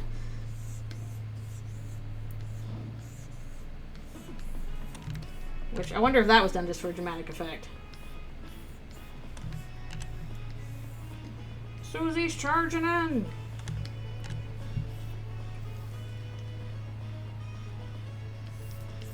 I mean, maybe. There is also the thing he said about how, like, originally in Deltarune, everyone in Hometown was going to be human and they would turn into monsters in the Dark World. And then that was changed. So yeah, I'm pretty certain that Deltarune's story has already gone through a number of changes. just in the process of writing it. Some things are set in stone, like the ending, I'm pretty sure has not changed much at all, because that's the part he dreamed. But lots of other aspects, I think, could have been changed. And again, I think people kind of underestimate how much is planned in advance, and how much is malleable.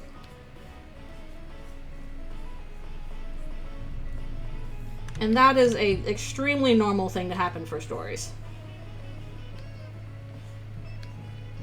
Heck, this happened with Eldritchrune. And maybe sometime I'll reveal my original ideas for how the story was going to play out, and it ended up going in a completely different direction. Huh. Fascinating world-building implications. Could. It could indeed. Why in the eyes?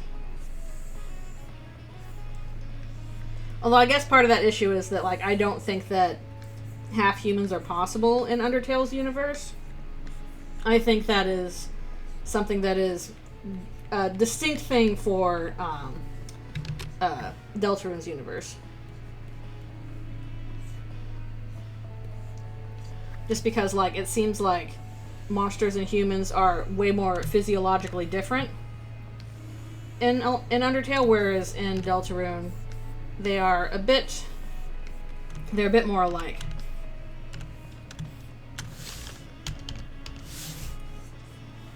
They are a bit physically closer.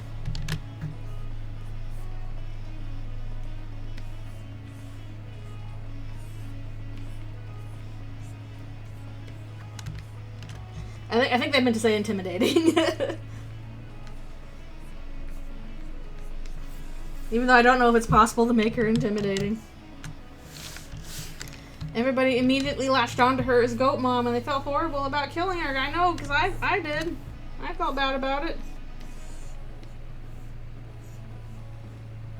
I mean, maybe it's possible in Undertale, but that is my take, is that it's not possible in Undertale. But it is in Deltarune, and that's one of the differences between the two universes.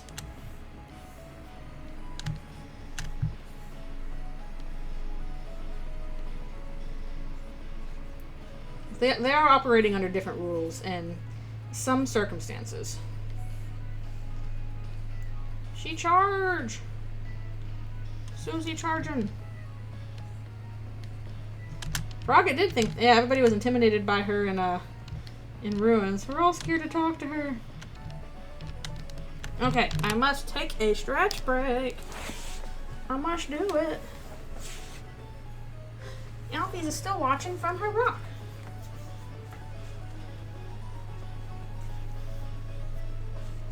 Then again, Frog gets intimidated by a lot of things. You just say mean things to Frog, it doesn't understand, but it's intimidated anyway. Hello, thank you for coming. What is my layering process? I try not to overburden myself with layers, but it just depends on what's needed. Obviously, right now I'm on a character lines layer. I usually have a, basic layout layer. You can kind of tell it's down here. It's extremely rough. And also, you can also see, like, okay, this is where I'm putting, like, the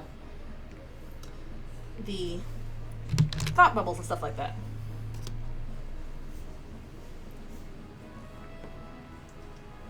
But yeah, the layers are not super fancy. I usually just have some multiply layers on this. I might get more fancy with actual color stuff.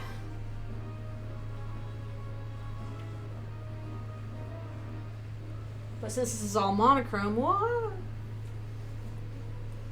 Yeah.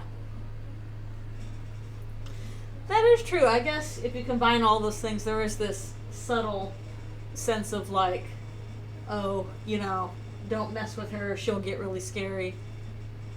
I do think it's interesting that the outcome that fandom seems to have come, like, the takeaway that fandom seems to have gotten from that is not so much being afraid of her or intimidated by her, but very much leaning into the mom aspect and being sad to hurt her kind of thing.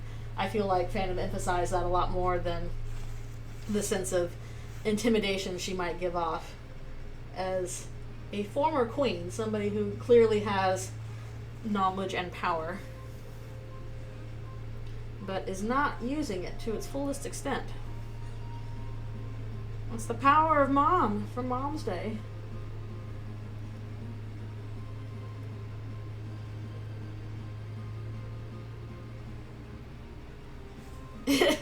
I don't know if they're infantizing her or anything like that. I think they might be Madonna-ing her, if that makes sense, and that she is perfect mom. And when she inevitably fails to live up to the perfect mom thought in people's heads, then they will turn on her. Aw, thank you.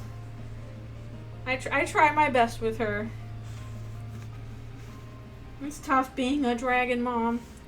But at least right now she's out and enjoying her rocks because she's shedding part of her... She has some pants that are peeling off. Peeling pants. Impact of killing her, yeah. That's true. Because, yeah, I think you were pretty much designed to kill her by accident. That's exactly what I did in my first playthrough.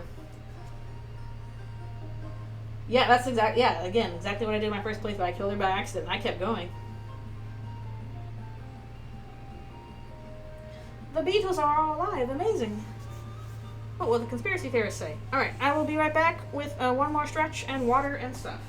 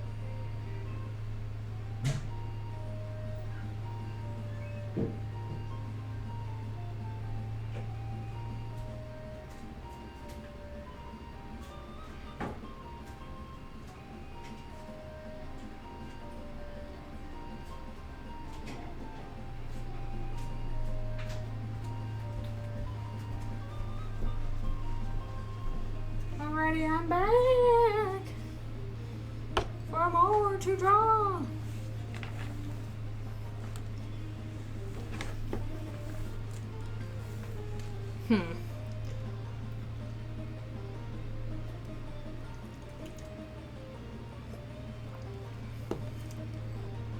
I wonder about that. Yeah, it might be a thing of like, because she certainly does have her flaws.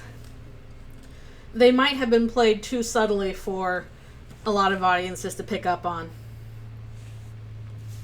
In their dark world look. Okay, let's see. Let's see.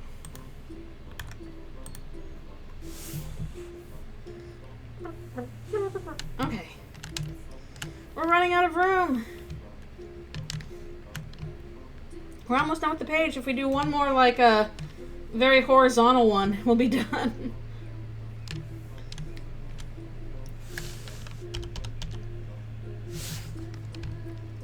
Lip or detail.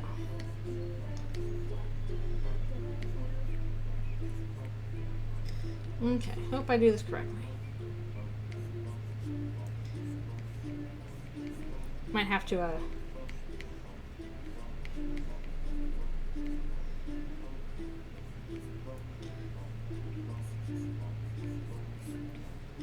might need to, make her a little smaller, because I always, like, make the heads too big when I first draw.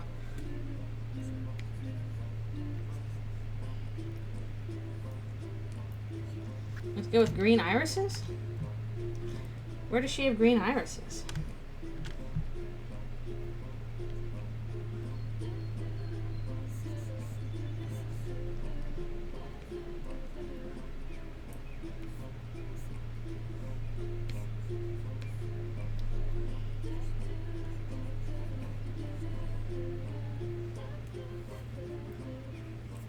Yeah, I mean, she does have yellow eyes in a canon, for the most part, but it's mostly like, okay, irises is different from just the main part of her eyes.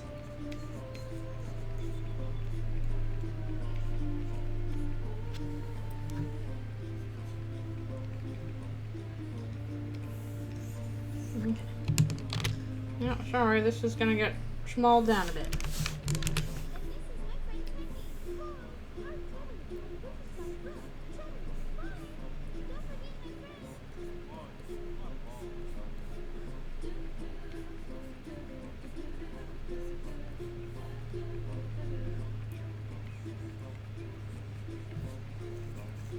Alright, well, I hope I'm getting these details okay.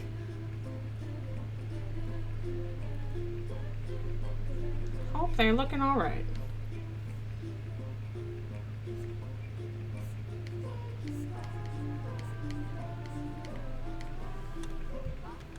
Move her over a little bit. Yeah, no, wrong. It's not what I wanted. Incorrecto. I'm glad it looks good to you. Oh my goodness, my pen's all over the place.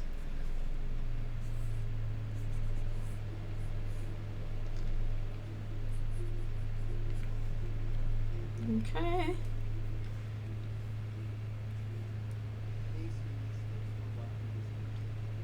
Alright, well, I hope I've done decently enough with that.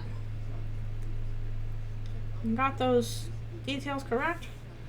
Okay. Yeah, we have room for a couple more small ones down there at the bottom.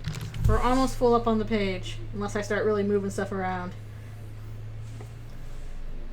But we're getting there, the page is almost done. Meanwhile, the girls are fighting! The girls are fighting! The Eldritch girls, they're fighting.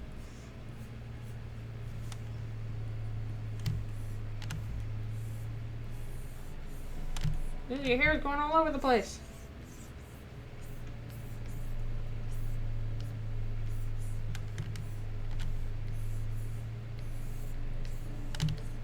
Cat fight, lizard included. Lizards are just scaly cats. It's like dogs are just firm cats. Lizards, scaly cats. Birds, feathered cats. Anthropods, armored cats.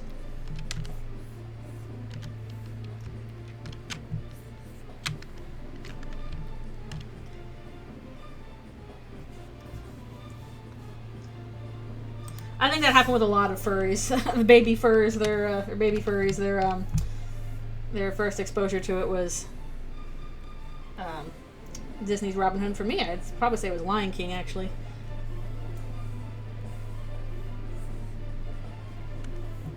I did see Robin Hood, but not before I paid most attention to Lion King. Were you a Robin Hood furry or a Lion King furry? And lore-wise, Aswell didn't inherit. Doesn't he have a little bit of that? Am I crazy? Am I madness? And why doesn't Asgore have like red in his eyes aside from like the orange and all that? What about armadillos? Roly cats. Also, quadruplet cats because all armadillos are born in quadruplets. Fun fact. I know this because I did like a report on armadillos when I was a little kid.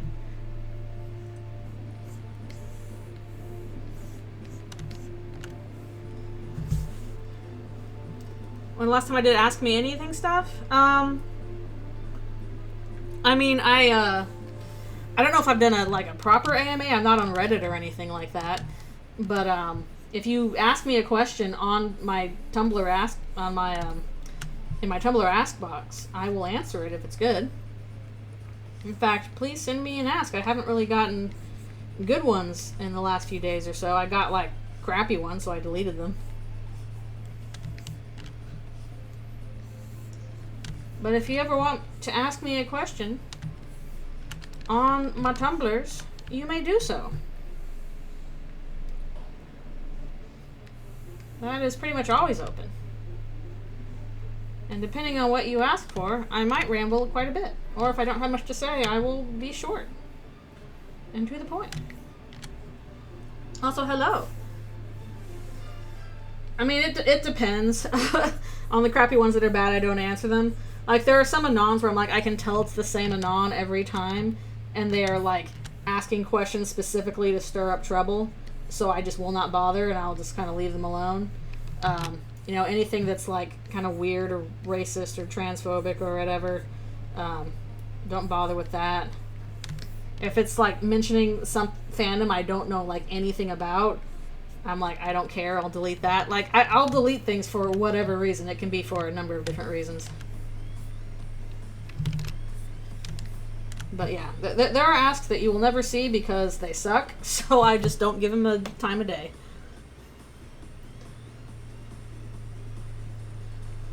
I think your design is cute. I like all those gel pens. I think it's a cute design.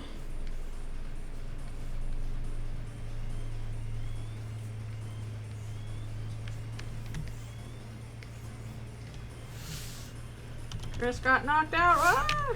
Well, not quite. I'm gonna have to flip the canvas around so I can see what I'm doing.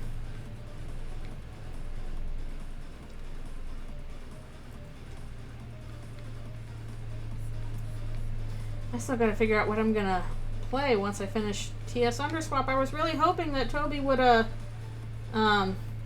give us a release date for Chapter 5 so I could plan around that by now, but it hasn't happened.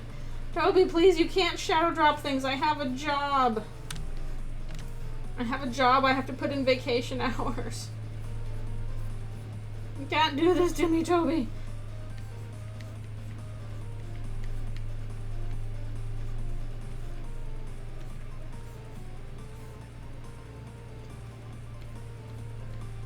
So please give us a newsletter soon.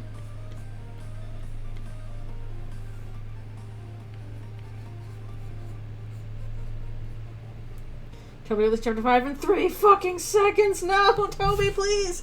My job. I'm still suffering from the effects of what's going on in that. I can't afford it. I have to warn. Newsletter, please. Like, especially right now, if it comes out when work is out now, then I'll be in trouble. Which is why I'm really hoping for, like, July, August release. That would be ideal. How long until my job stops sucking? Good question. I don't know. It is gradually sucking less, and I think that will depend a lot on how my next board goes. But it's still in the suck zone, as it were, the splash zone. It might continue till the end of this contract. We'll see. Newsletter, newsletter, newsletter, newsletter. I'm hoping for a release date again, just because, like, Please, I need time to prepare. Please.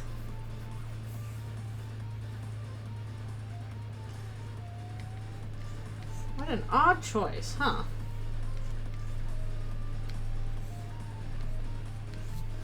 Like, I'm certain the reason that we haven't gotten much news about the new chapters is, like, I'm sure most of it is just, like, really spoilery. But again, please just give us a release date. I can plan around that. Guess what? Chapter 6. Snow wrestling? Doesn't get it.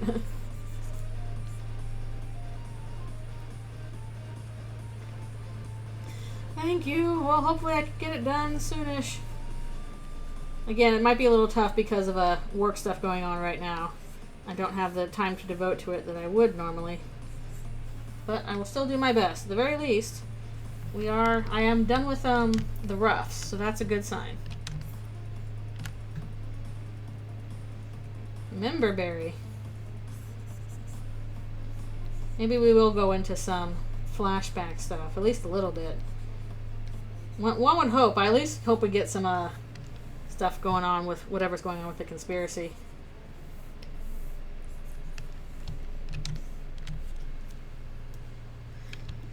Because that is a bit of a blind spot for me. Again, I'm trying to write out my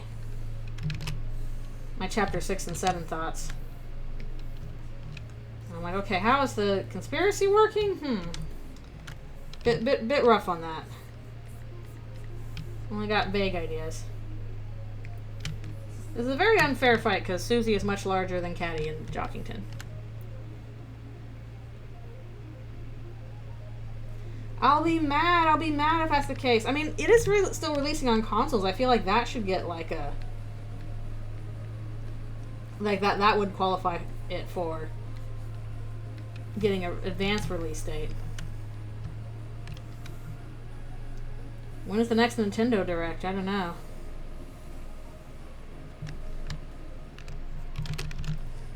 Just please do not shadow drop it, Toby. I have a job.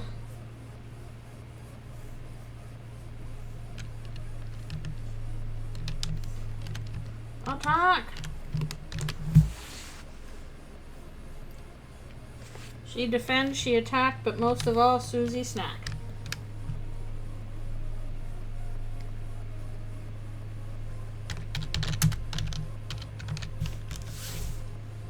Ace Attorney. I don't think we're getting a chapter 0. I don't think that's happening.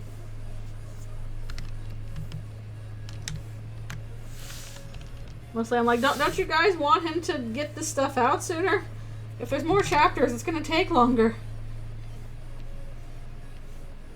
We're probably already going to be waiting until like 2028, 2029 for chapter 7.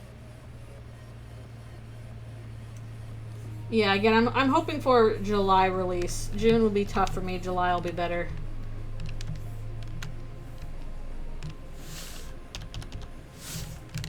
Last year, June was ideal, so I got really lucky on that sense. But this year, July would be most helpful to me. So, Toby, please.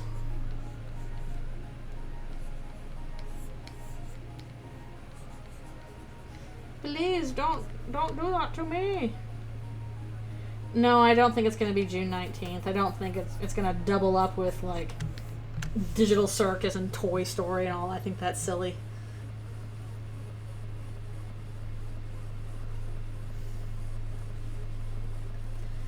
I mean, maybe? I don't know. I don't want it to be shadow dropped. I'm going to be sad. That is going to make my life difficult. And I want to, like, properly enjoy the chapters.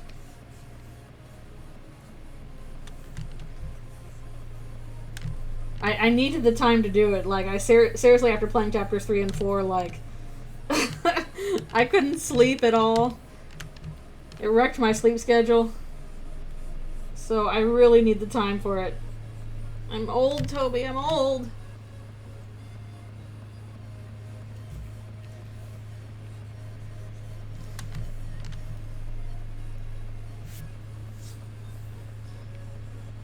mean, maybe? Honestly, I think that, I gotta write this stuff down because it's burning a hole in my brain. I think if we're getting, like, flashback kind of crazy stuff going on with that, it's actually going to be happening in Chapter 7.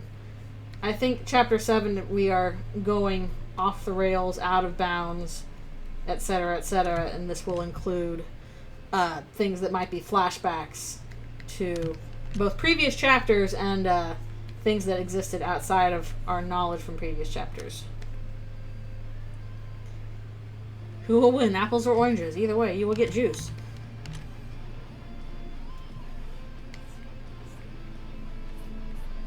I'll be honest, I just don't think it's that date because I don't think Toby knew that far in advance when the date would be. And I think if he did know that far in advance, then he would say so.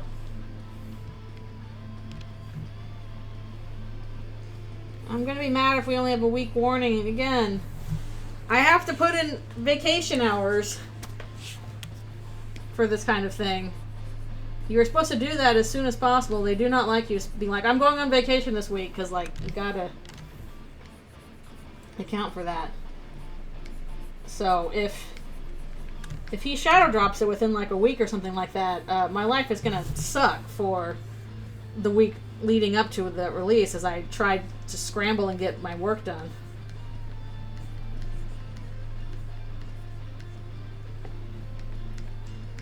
But if it's in July or August, then I'll be okay.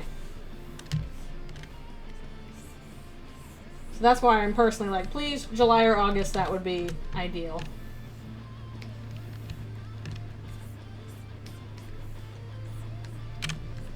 And honestly, just based on how long it took last time, from like when they started testing and stuff to when it was released, I'm kind of thinking July is more reasonable than June.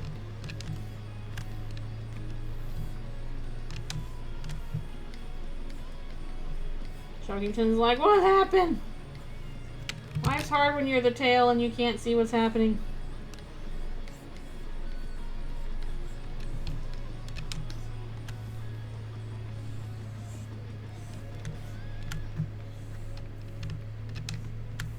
I'm just the kind of person who likes to know things as far in advance as I can. Surprising me with things, even with good things, is not my ideal situation.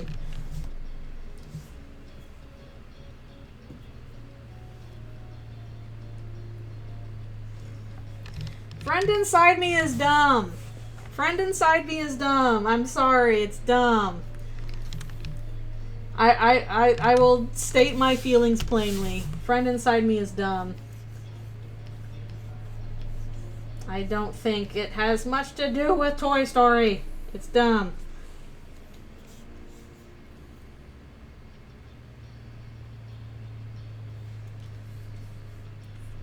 Yeah, although it does also sound like it's kind of out of the team's hands right now. Like, the team is working on Chapter 6, it seems like. The parts that they're doing are in the hands of, like, translation and bug testing and all that kind of stuff. Yeah, Jockington's just a silly boy. He doesn't quite know what's going on, but Caddy very mad.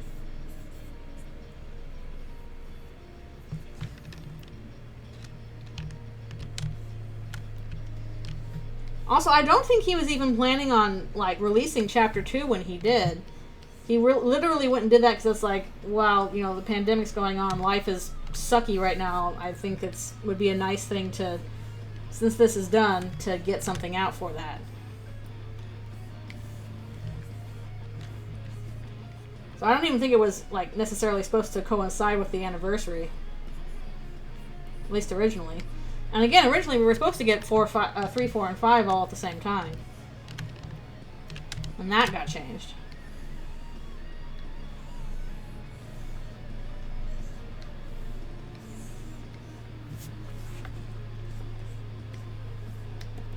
So my main hope is that we'll get advanced time, just so that, you know, especially since it is releasing on consoles simultaneously again, they might need a bit more heads up for that.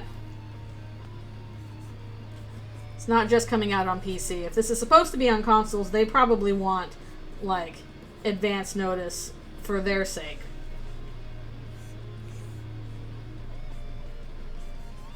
Even if it's not a launch title at this point.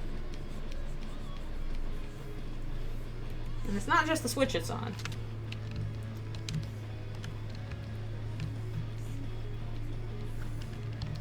We're gonna get our tail in here.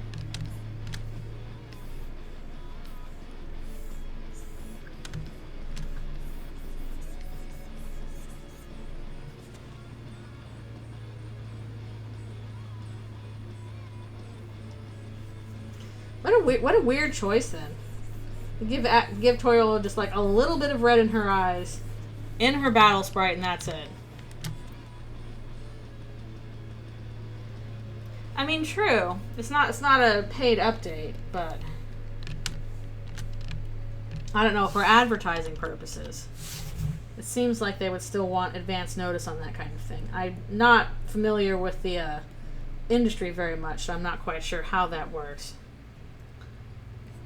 But I feel like if I was a console company, I would actually care about advance warning. Even if it's not a paid thing, you need to like plan ahead in terms of like, okay, how are we going to advertise this? Are we going to, put this on the front page of, the Switch store and all that stuff, the Nintendo store, in relation to like what are we gonna promote kind of thing. I feel like that kind of thing, regardless of whether or not you're paying for it, is like still something you need pretty good advance notice for. Because even though Deltarune is not a paid thing, they have other products coming out on the console that they also want to promote. So the question just becomes, okay, do we want to, this week are we promoting, this title or this title or this title, and blah blah blah. And that is something you would need more advance notice for. Again, I might be wrong, but my experience is usually like production kind of things need, like shadow dropping is not super great for this kind of production. Maybe I'm wrong, but I guess we'll see.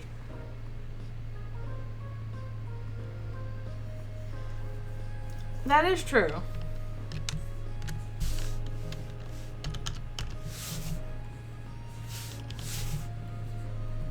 That usually coincides with other things, though, I feel like. Maybe I'm wrong. At the very least, I feel like we should get a newsletter about it.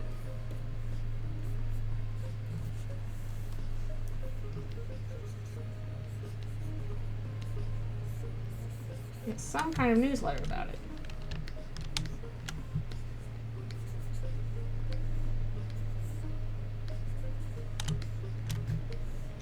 Just let me live in my dream of not being blindsided by a new chapter when I have adult responsibilities.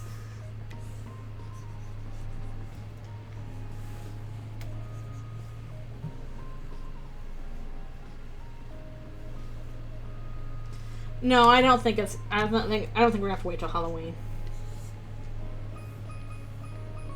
Maybe that'll be like a chapter 6 thing or something, but I don't think that'll be the case here.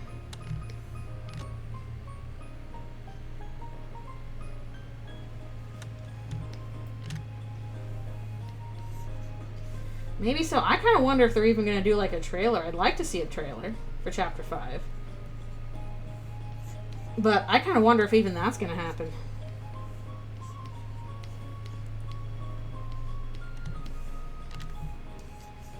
Might just be newsletter and post kind of stuff. At least they seem pretty cagey about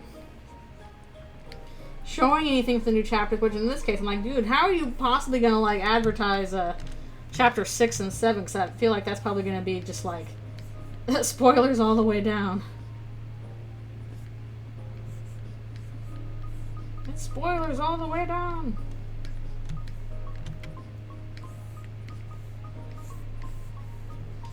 You gotta do, Toby. You gotta show something. I know, we're going to be a lot of 6-7 talk. It's going to happen until those chapters are released.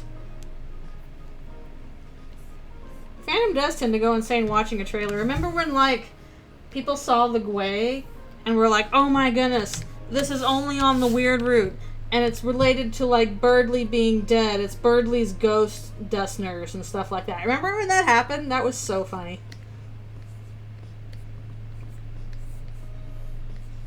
People will see things in a trailer and just, like, absolutely maximize their importance, even though, like, the whole point of them being in a trailer is, like, this is probably not that story important.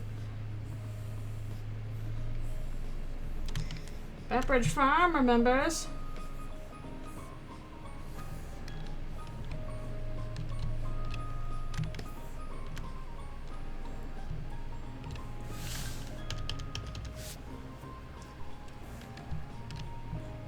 Probably don't need a 15 for that.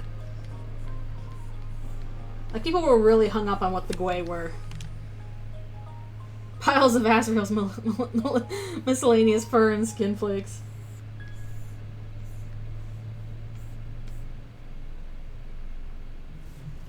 Every playthroughs have spoiled the whole plot, but I don't think that's going to happen with Deltarune at all. I'm pretty sure they are very deliberately avoiding any major spoilers.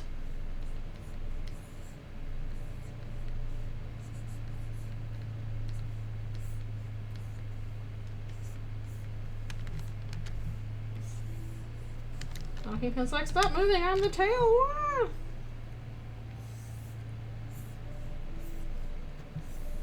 Honestly, probably the biggest spoiler, I think, in the trailer, which we didn't even realize was a spoiler, was like, what, are they facing the angel at the end of the trailer there? And it was a Titan. They were facing a Titan. So they did get spoiled on, like, the Titan boss battle. We just did not realize that's what it was, because we did not know what a Titan looked like exactly.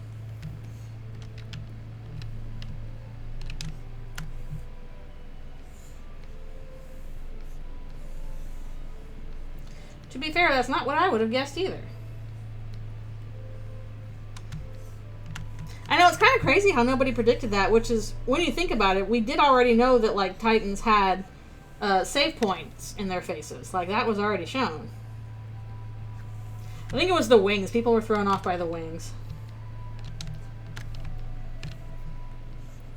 The wings are like, what? Angel stuff? Angelic? Nope, it was Titan.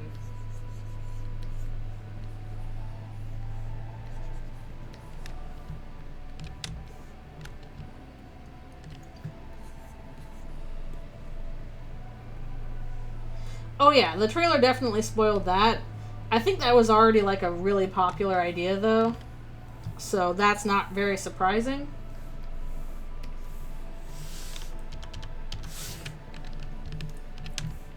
I think I remember some people, like, arguing that that wasn't the church and it was, like, Noelle's house or something, but, like, nah, that's definitely the church. That seemed like a given. Yeah, I feel like the stained glass thing was like, okay, yeah, this is church.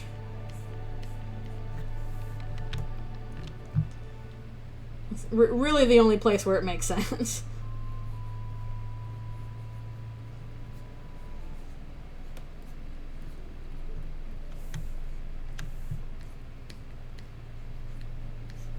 At this point, I feel like, again, Asgore's shop is pretty obvious for our Chapter 5 location. So if we see stuff that's like, okay, it looks like the inside of a flower shop, I don't think that will be that big a spoiler. Because that feels pretty well telegraphed just from what we saw in Chapter 4.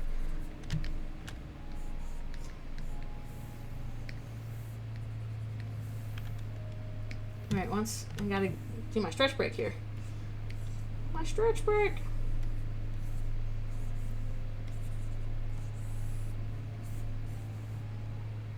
My break stretch. Ow! As soon as I finish Chris. It's just like, no steppy! Don't steppy on me! Don't tread on me!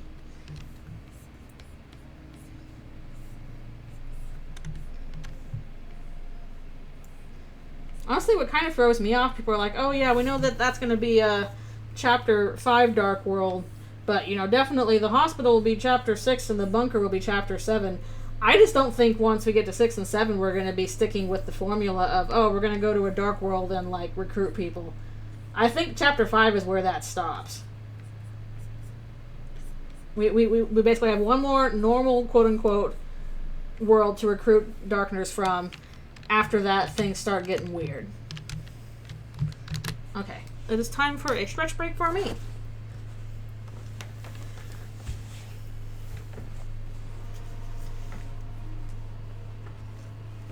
Yeah, I guess so. Silence edition. Although, I will say, I think people kind of confuse stuff that Garrison says, in the fight against Susie, as being like a direct parallel to what will happen later. Because Garrison is not describing the prophecy in the fight. He is describing Lord of the Hammer, which is an adaptation of the prophecy. It's the kind of thing where like people are like, oh, Susie is not the girl, Susie is the dragon in the prophecy. I'm like, y'all, there is no dragon in the prophecy. You are Mandela affecting yourself. A dragon is mentioned in Lord of the Hammer, which is an adaptation of the prophecy. And then after that, Susie asks, which Dragon Blazer's character am I? And he says the dragon, and she's excited about that. So there is definitely dragon stuff going on with Susie that I think is going to become very important later. But in terms of like, oh, she's the dragon in the prophecy, there is no dragon in the prophecy. At least not that we've seen.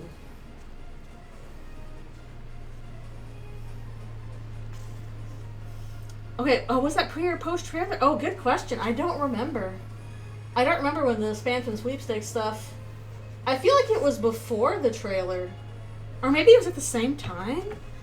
I can't remember. Oh my goodness, I'd probably have to go back and find like I know a bunch of YouTubers did like videos on that stuff, so I'd have to see what the timeline is for that. But I can't remember when those two things were in relation to each other. Maybe it was after the trailer. Goodness gracious.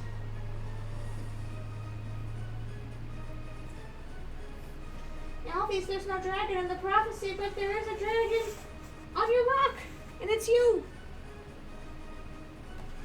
What are you doing? Why do you look all scrambled?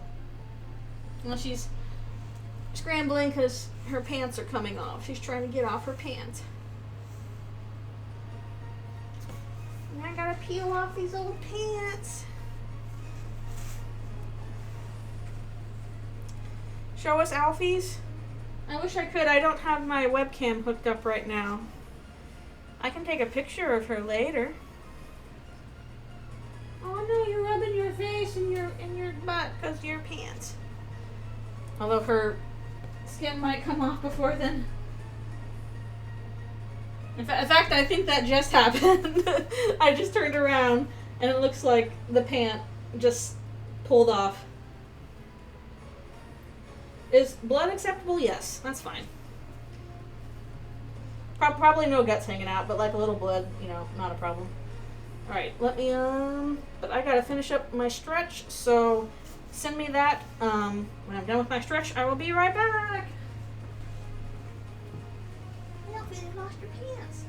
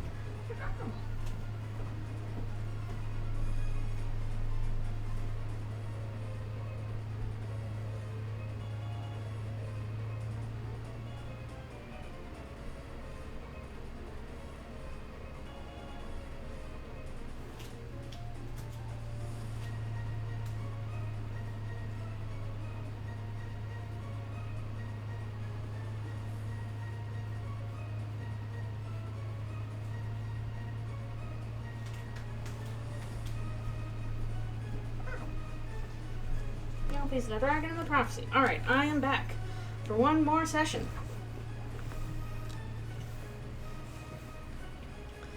Not the Silence edition was on May 11th. Okay, so I guess the Interesting. So I guess that means that that stuff happened in that. Okay. Alright, we're going to squeeze that down here. It's fine. Noelle likes it.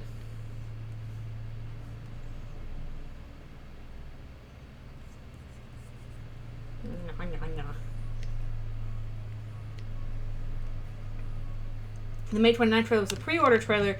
The other trailer was in April. Okay, okay. So, no, we did it. We finished the doodle. Yay! I have to pull her up here a bit, I think.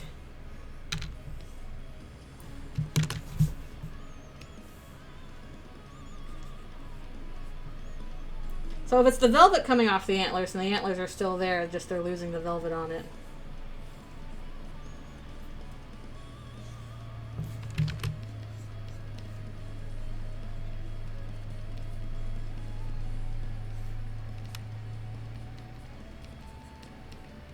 She's enjoying it.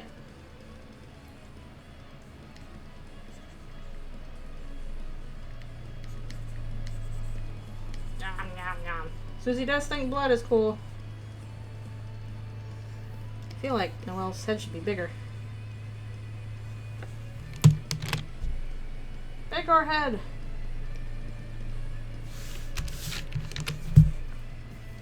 Antlers are still on. Okay.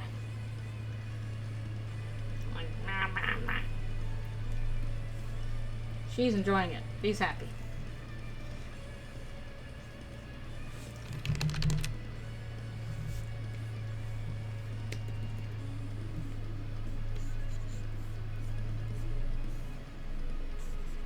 Maybe a little too much? No, it's fine. This stuff was just gonna peel off anyway. Now Susie gets to have it.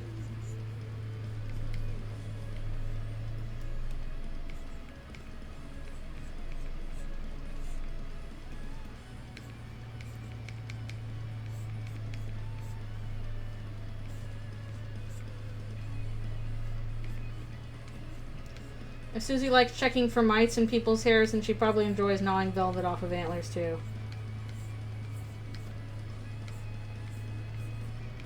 Susie, why are you checking for mites and ticks?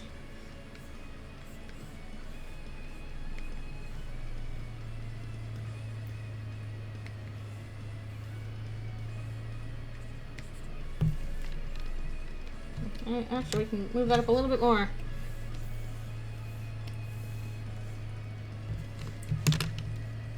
Alright, if we have room for stuff, it's going to have to be very small. But otherwise, I think this is about done. Yeah, she probably eats the mice and ticks, too. He's like, the ticks are full of blood. We love us some blood. Do monsters get ticks if they don't have blood? Discuss. And again, if a tick lands on a monster, does the tick know this thing doesn't have blood, or is it going to try and bite them anyway?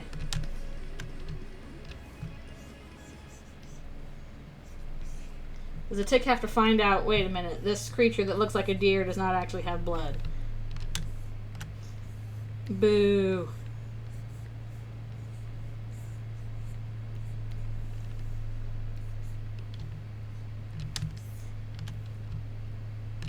Lunar dragon?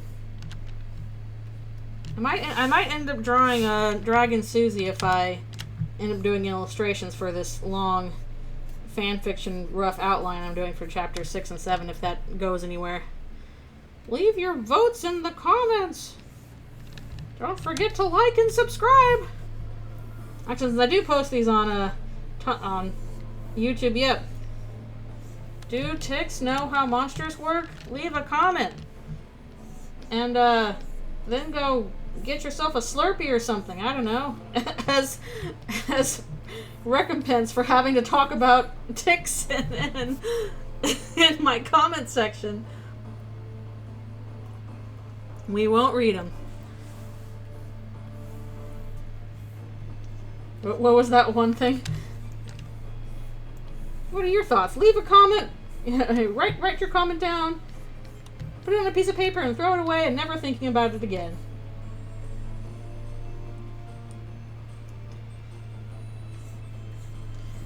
They do all have long hair.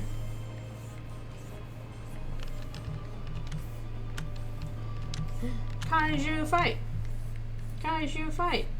It's just what Susie's always wanted, a proper kaiju fight.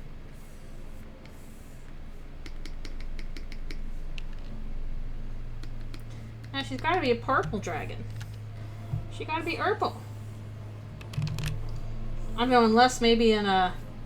If Noelle makes a dark world and people's color palette changes again, maybe Susie will get more, like a brighter red rather than, you know, purple. And that's another question. Okay, if Noelle's going to make a dark world, and because the lighting of the mind has changed, that means people's color palettes might change.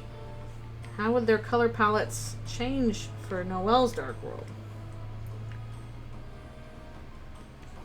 Like for Susie, they kind of shifted along like the red spectrum, more in the direction of red, but maybe it'll shift towards the blue spectrum or something for Noelle. I don't know. It's a mystery. I see. Everyone should draw more Dragon Susie. Draw more Dragon Susie right now. That's an order.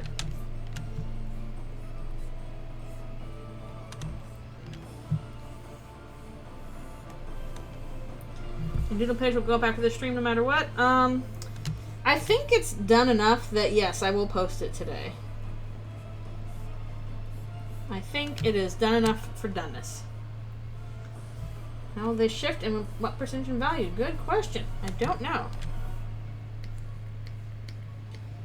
I'll say blue eyes, white dragon. Except he's got pink eyes, white dragon. Wait.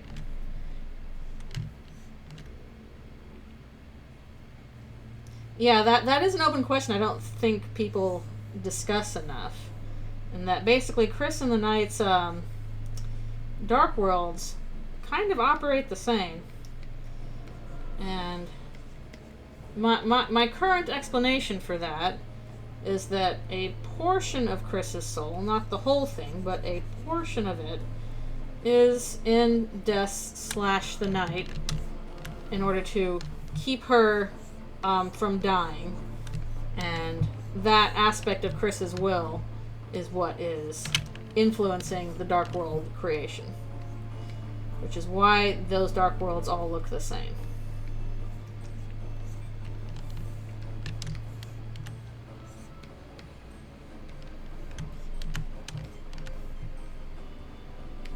We'll see if that is correct or not, but that is my current guess. How cold do you think a Noelle Dark World will be? I think it'll be very chilly. I think it's going to be cold, and there'll be snows, and the cold water fell from the top of the sky, and all that stuff. It will be chilly. Chilly, chilly.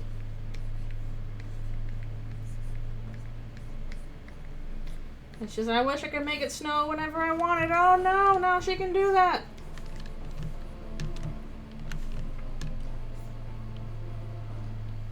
Oh wait, that's already that.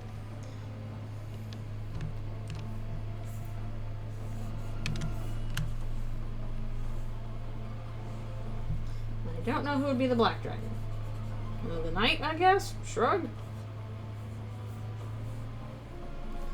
Shruggity shrug. I am a bug.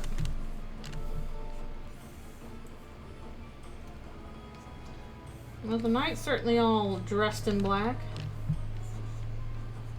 With freaky white outlines.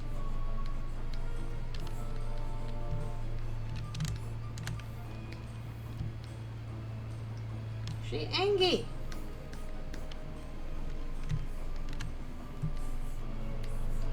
This page is taking a while because it's all this action and fighting happening.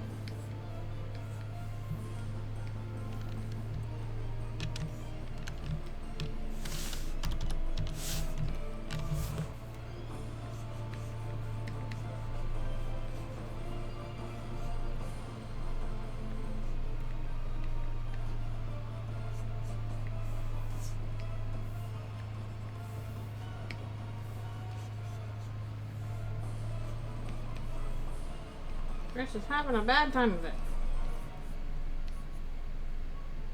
As usual. Again, this will probably at least be the last comic where terrible things happen to Chris for a while. Thankfully. No part of people that hate Alfies before writing Dogs of Future Past? I don't know, and either way, that's, like, not my problem, because I like Alfies. And, like, if people don't like Alfies, I don't think I'd change their mind with Dogs of Future Past. I don't think that swayed anybody, but that's fine. My goal was not to sway anybody. My goal was just to tell a fun story. Maybe I sway people into liking Alfies. I hope so, but I don't really know if that happened or not.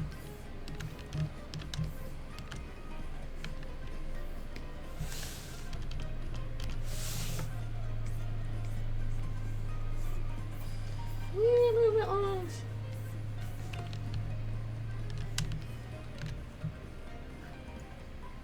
Oh, I was saying, were you part of the people that hate Alfies before writing Dogs of the Future? No, absolutely not. I loved Alfies. Alfies is my favorite character. I have never been an Alfies hater. I have always loved Alfies. I named my lizard after her. I have this handmade model of her. I mean, I have like the model of her from Fangamer, but a friend of mine also made this gorgeous clay model of Alfies that I also have up on my shelf. I have her plushie. I love you, Alfies.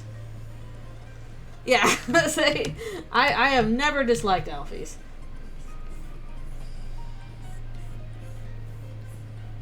I'm always on train Alfies. And actually, that's another thing I appreciated from the anniversary stream was, I think, Alfie's Defense Squad. Toby was on the Alfie's Defense Squad.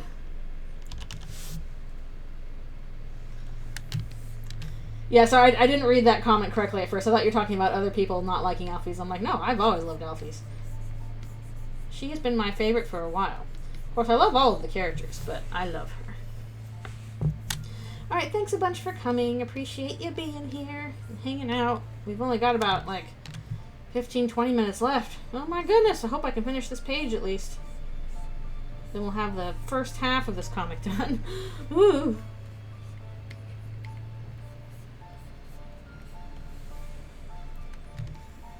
Toby really said, let's kill all the idiotic opinions. All of your bad opinions are wrong. Goodbye. I don't know. Then again, he did have his own, like, kind of bad opinion. Like, I think maybe Burger Pants and Metaton should get together and they could be, like, in a toxic employer relationship. It's like, oh, I wouldn't have thought that.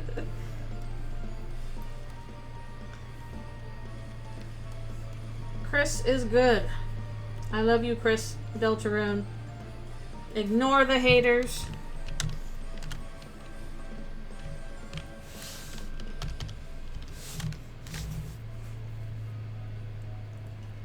Again, I do not understand people that are weird about Chris. I'm like, Chris is awful and they're dirty traitor. I'm gonna kill them when I get my vessel. That is a child. That is a depressed child. I know. I wasn't talking about you. I was talking about some other fans that are silly about Chris. I was not speaking directly to you. So in the past, you believe that Kara is evil and Sans about reset. Why did I change my stance on those topics? Basically because I heard convincing arguments otherwise, and I was like, hey, I think those arguments make sense and are correct. You sometimes you just and also just it's a kind of thing of like, okay, you can have a first impression of something, and then you think about it more and you're like, okay, maybe my first impression was wrong, and putting more thought into this, it works a little bit differently. So, combination of, just me thinking about things more and deciding I was wrong initially, and also just, again, hearing arguments for, okay, this is why this makes sense, and I'm like, I think you might be right. All of your theories are completely up to interpretation, Toby. I mean, I think the reality of it is, like, some people's theories will be right and some will be wrong, and for the most part, a lot of things will be partially right. That's usually what ends up happening, is like, you were right, kind of. You were right about this aspect. You were right about this in the spirit, kind of thing.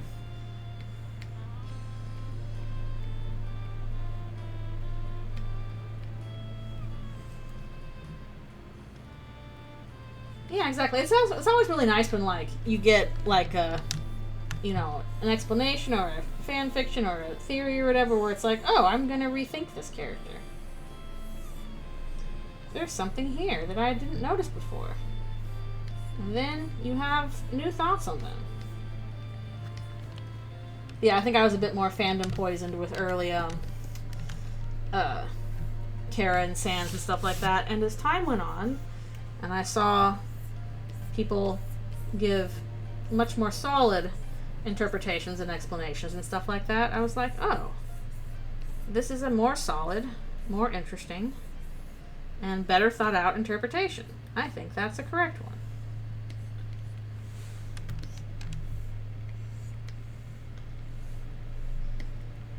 You gotta basically open yourself up to being wrong. It's okay to be wrong about things. That's why I'm trying to be like, I think the half-human Susie thing is right, but I must not assume. I must be prepared to be wrong. Because if I assume I'm right and don't give any room to be wrong, I'm just gonna upset myself. I'm gonna make myself mad and upset for no reason, and that's stupid. So, learn to be wrong with grace. Especially about something like this.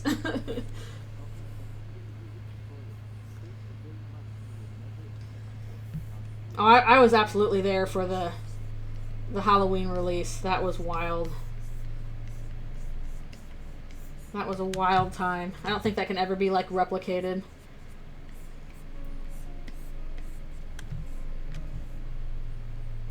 Like, is this a virus? I don't know, Toby. I'll trust you to put a virus on my computer. It's probably fine. It'll be funny. Especially with the spooky, you accept everything that happens from now on. Thank you, Gaster.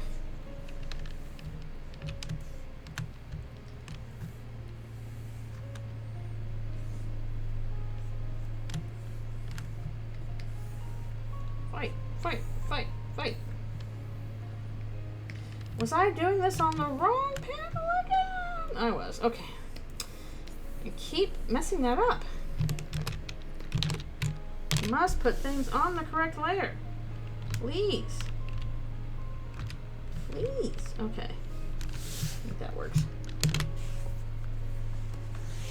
Toby, look, how do I get Windows to think my game is a virus? I mean, it's not that hard to do that.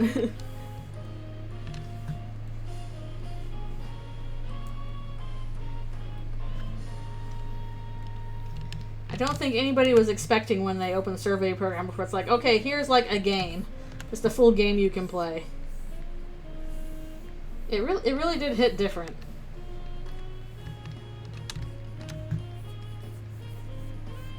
Chapter 1 fandom was a heck of a time. Although I don't think I participated that much in it because I was just so focused on doing Paper Trail that, like, whatever the fandom was doing, I wasn't paying that close attention.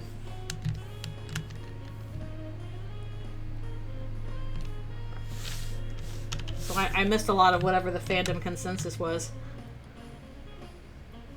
Yeah, I wasn't talked about him as much before Chapter 2, which I love Chapter 1.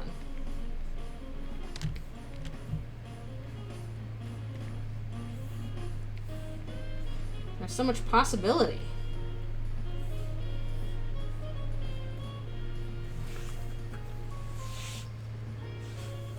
Aw. Oh, that sucks. He did bring the magic back. I'll have to say, for as much as I, like, absolutely love Undertale, of course, you know, I think that's why most of us are here. Deltarune has just captured my brain much harder than Undertale. Like, I think once I got Dogs of Future Past out of my system, it's kind of like, man, I don't know what else to do with this universe. That was the main story I wanted to tell. And then Deltarune came along, it's just like, brain just exploded and has not stopped since. Yeah, no, I didn't, no, basically, Paper Trail started like barely a month after the first chapter came out. Because the first chapter was Survey Program. And I worked on it for, goodness knows, a lot. And I finished it like a month or two before chapter 2 came out. Because it was about 2 years in between those.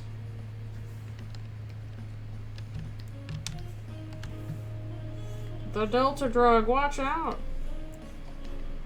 So yeah, I just barely finished Paper Trail before chapter 2 came out. And I'm kind of glad I did, because I feel like if I had not finished it, like trying to finish it based on how differently things went in chapter 2, would have been a little bit tricky. So not having to deal with that comparison was a plus, and I'm glad I managed to finish it before we got chapter 2. I'm less worried about that with Eldritchrune, because Eldritchrune is like, okay, this is already going to be way off the rails from how I think the canon is going to end. So I'm okay if that, keeps going, although, again, I want to finish this before chapter 6.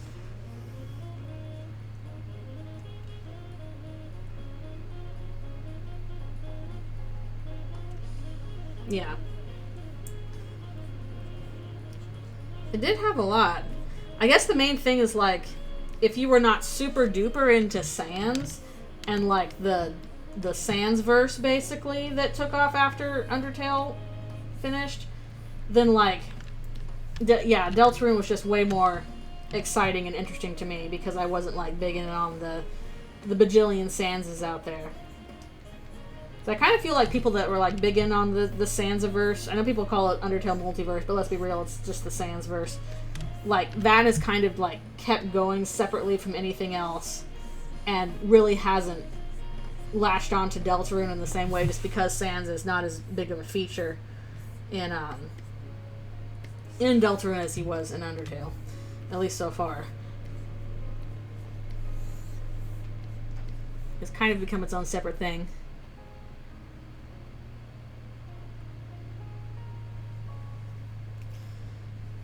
Yeah, I don't know. We'll see if, like, the really long release schedule makes a difference. So I wonder how many people are, like, basically refusing to play Undertale, or refusing to play Deltarune until it's finished. We probably still got a few years on that. Because, yeah, definitely, like, I love Undertale to death. It's an amazing game. But you play Deltarune, and it's like, oh, this is why this was Toby's practice game, basically. Because Deltarune just ups it produces themes in more interesting ways, We get deeper in explanation into, like, the relationship between the player and the player characters, basically. Oh, that would be weird. Like, if you played Deltarune before Undertale, yeah, that would be kind of a fascinating thing to study, but I don't know how people would react to that. I've gotten so attached to, like, Susie and Chris and Noelle and all that stuff that I think if you were used to them in Deltarune, like, their absence would be really felt in Undertale.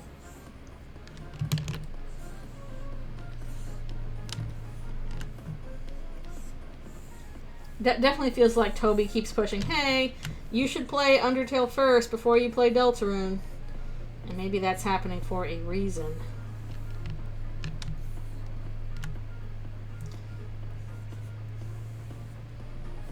That is definitely interesting. I feel like you could do, like, a little study on, like, people who played one or the other first and, like, their impressions of both games.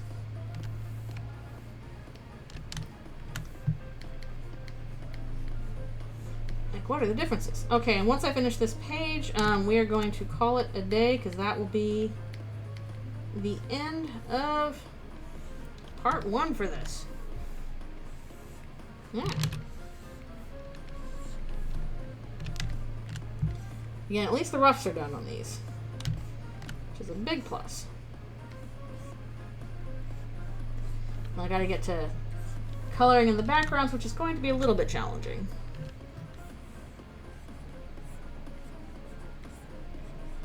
Easy in some ways, harder in others.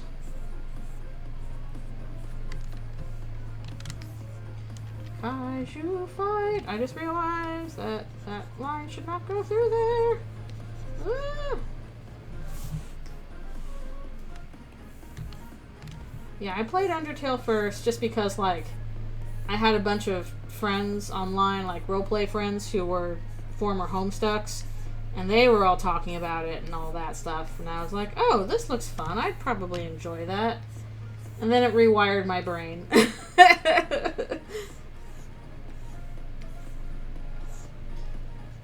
I'll enjoy playing that. Little did you know. Dun dun dun.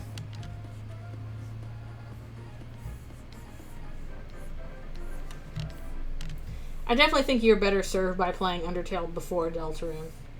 Yeah, I think there's probably a reason why Toby's been pushing that, doing that game first.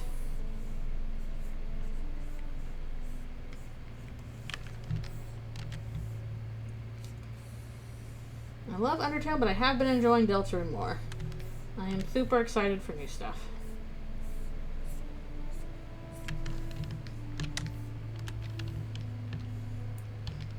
Kaiju fight. Almost done.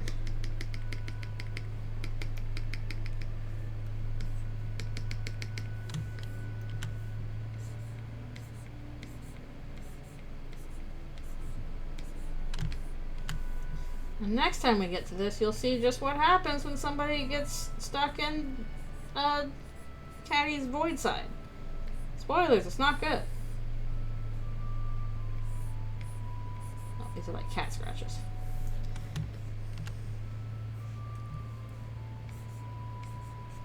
Cat scratch fever.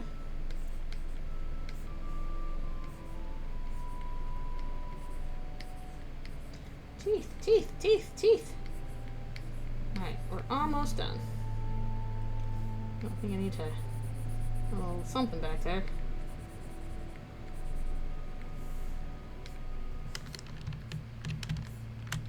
Yeah, this is kind of a bit of a mess, but hopefully it all makes sense. Okay. We did it! Yay! Cool. We have finished both part 1. This is another 2-parter. Part 1 of the Caddy and Jockington comic, and also finished off another doodle page. Yay! I'll post this up later today, so look out for that later today in the future. Also, if you want a little hint of how weird things get next time, this is the next page, which will be much easier to do. So look out for that. There'll probably be more of this particular comic next week. And all that goodness.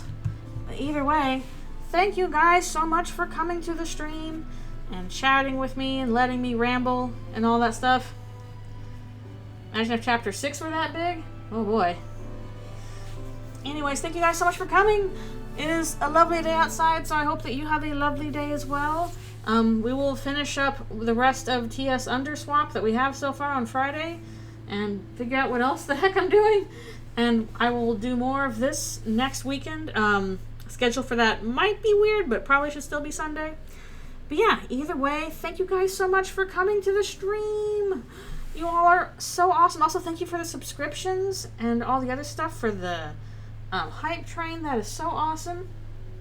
And yeah, I will see you all next time. Alrighty, see you later.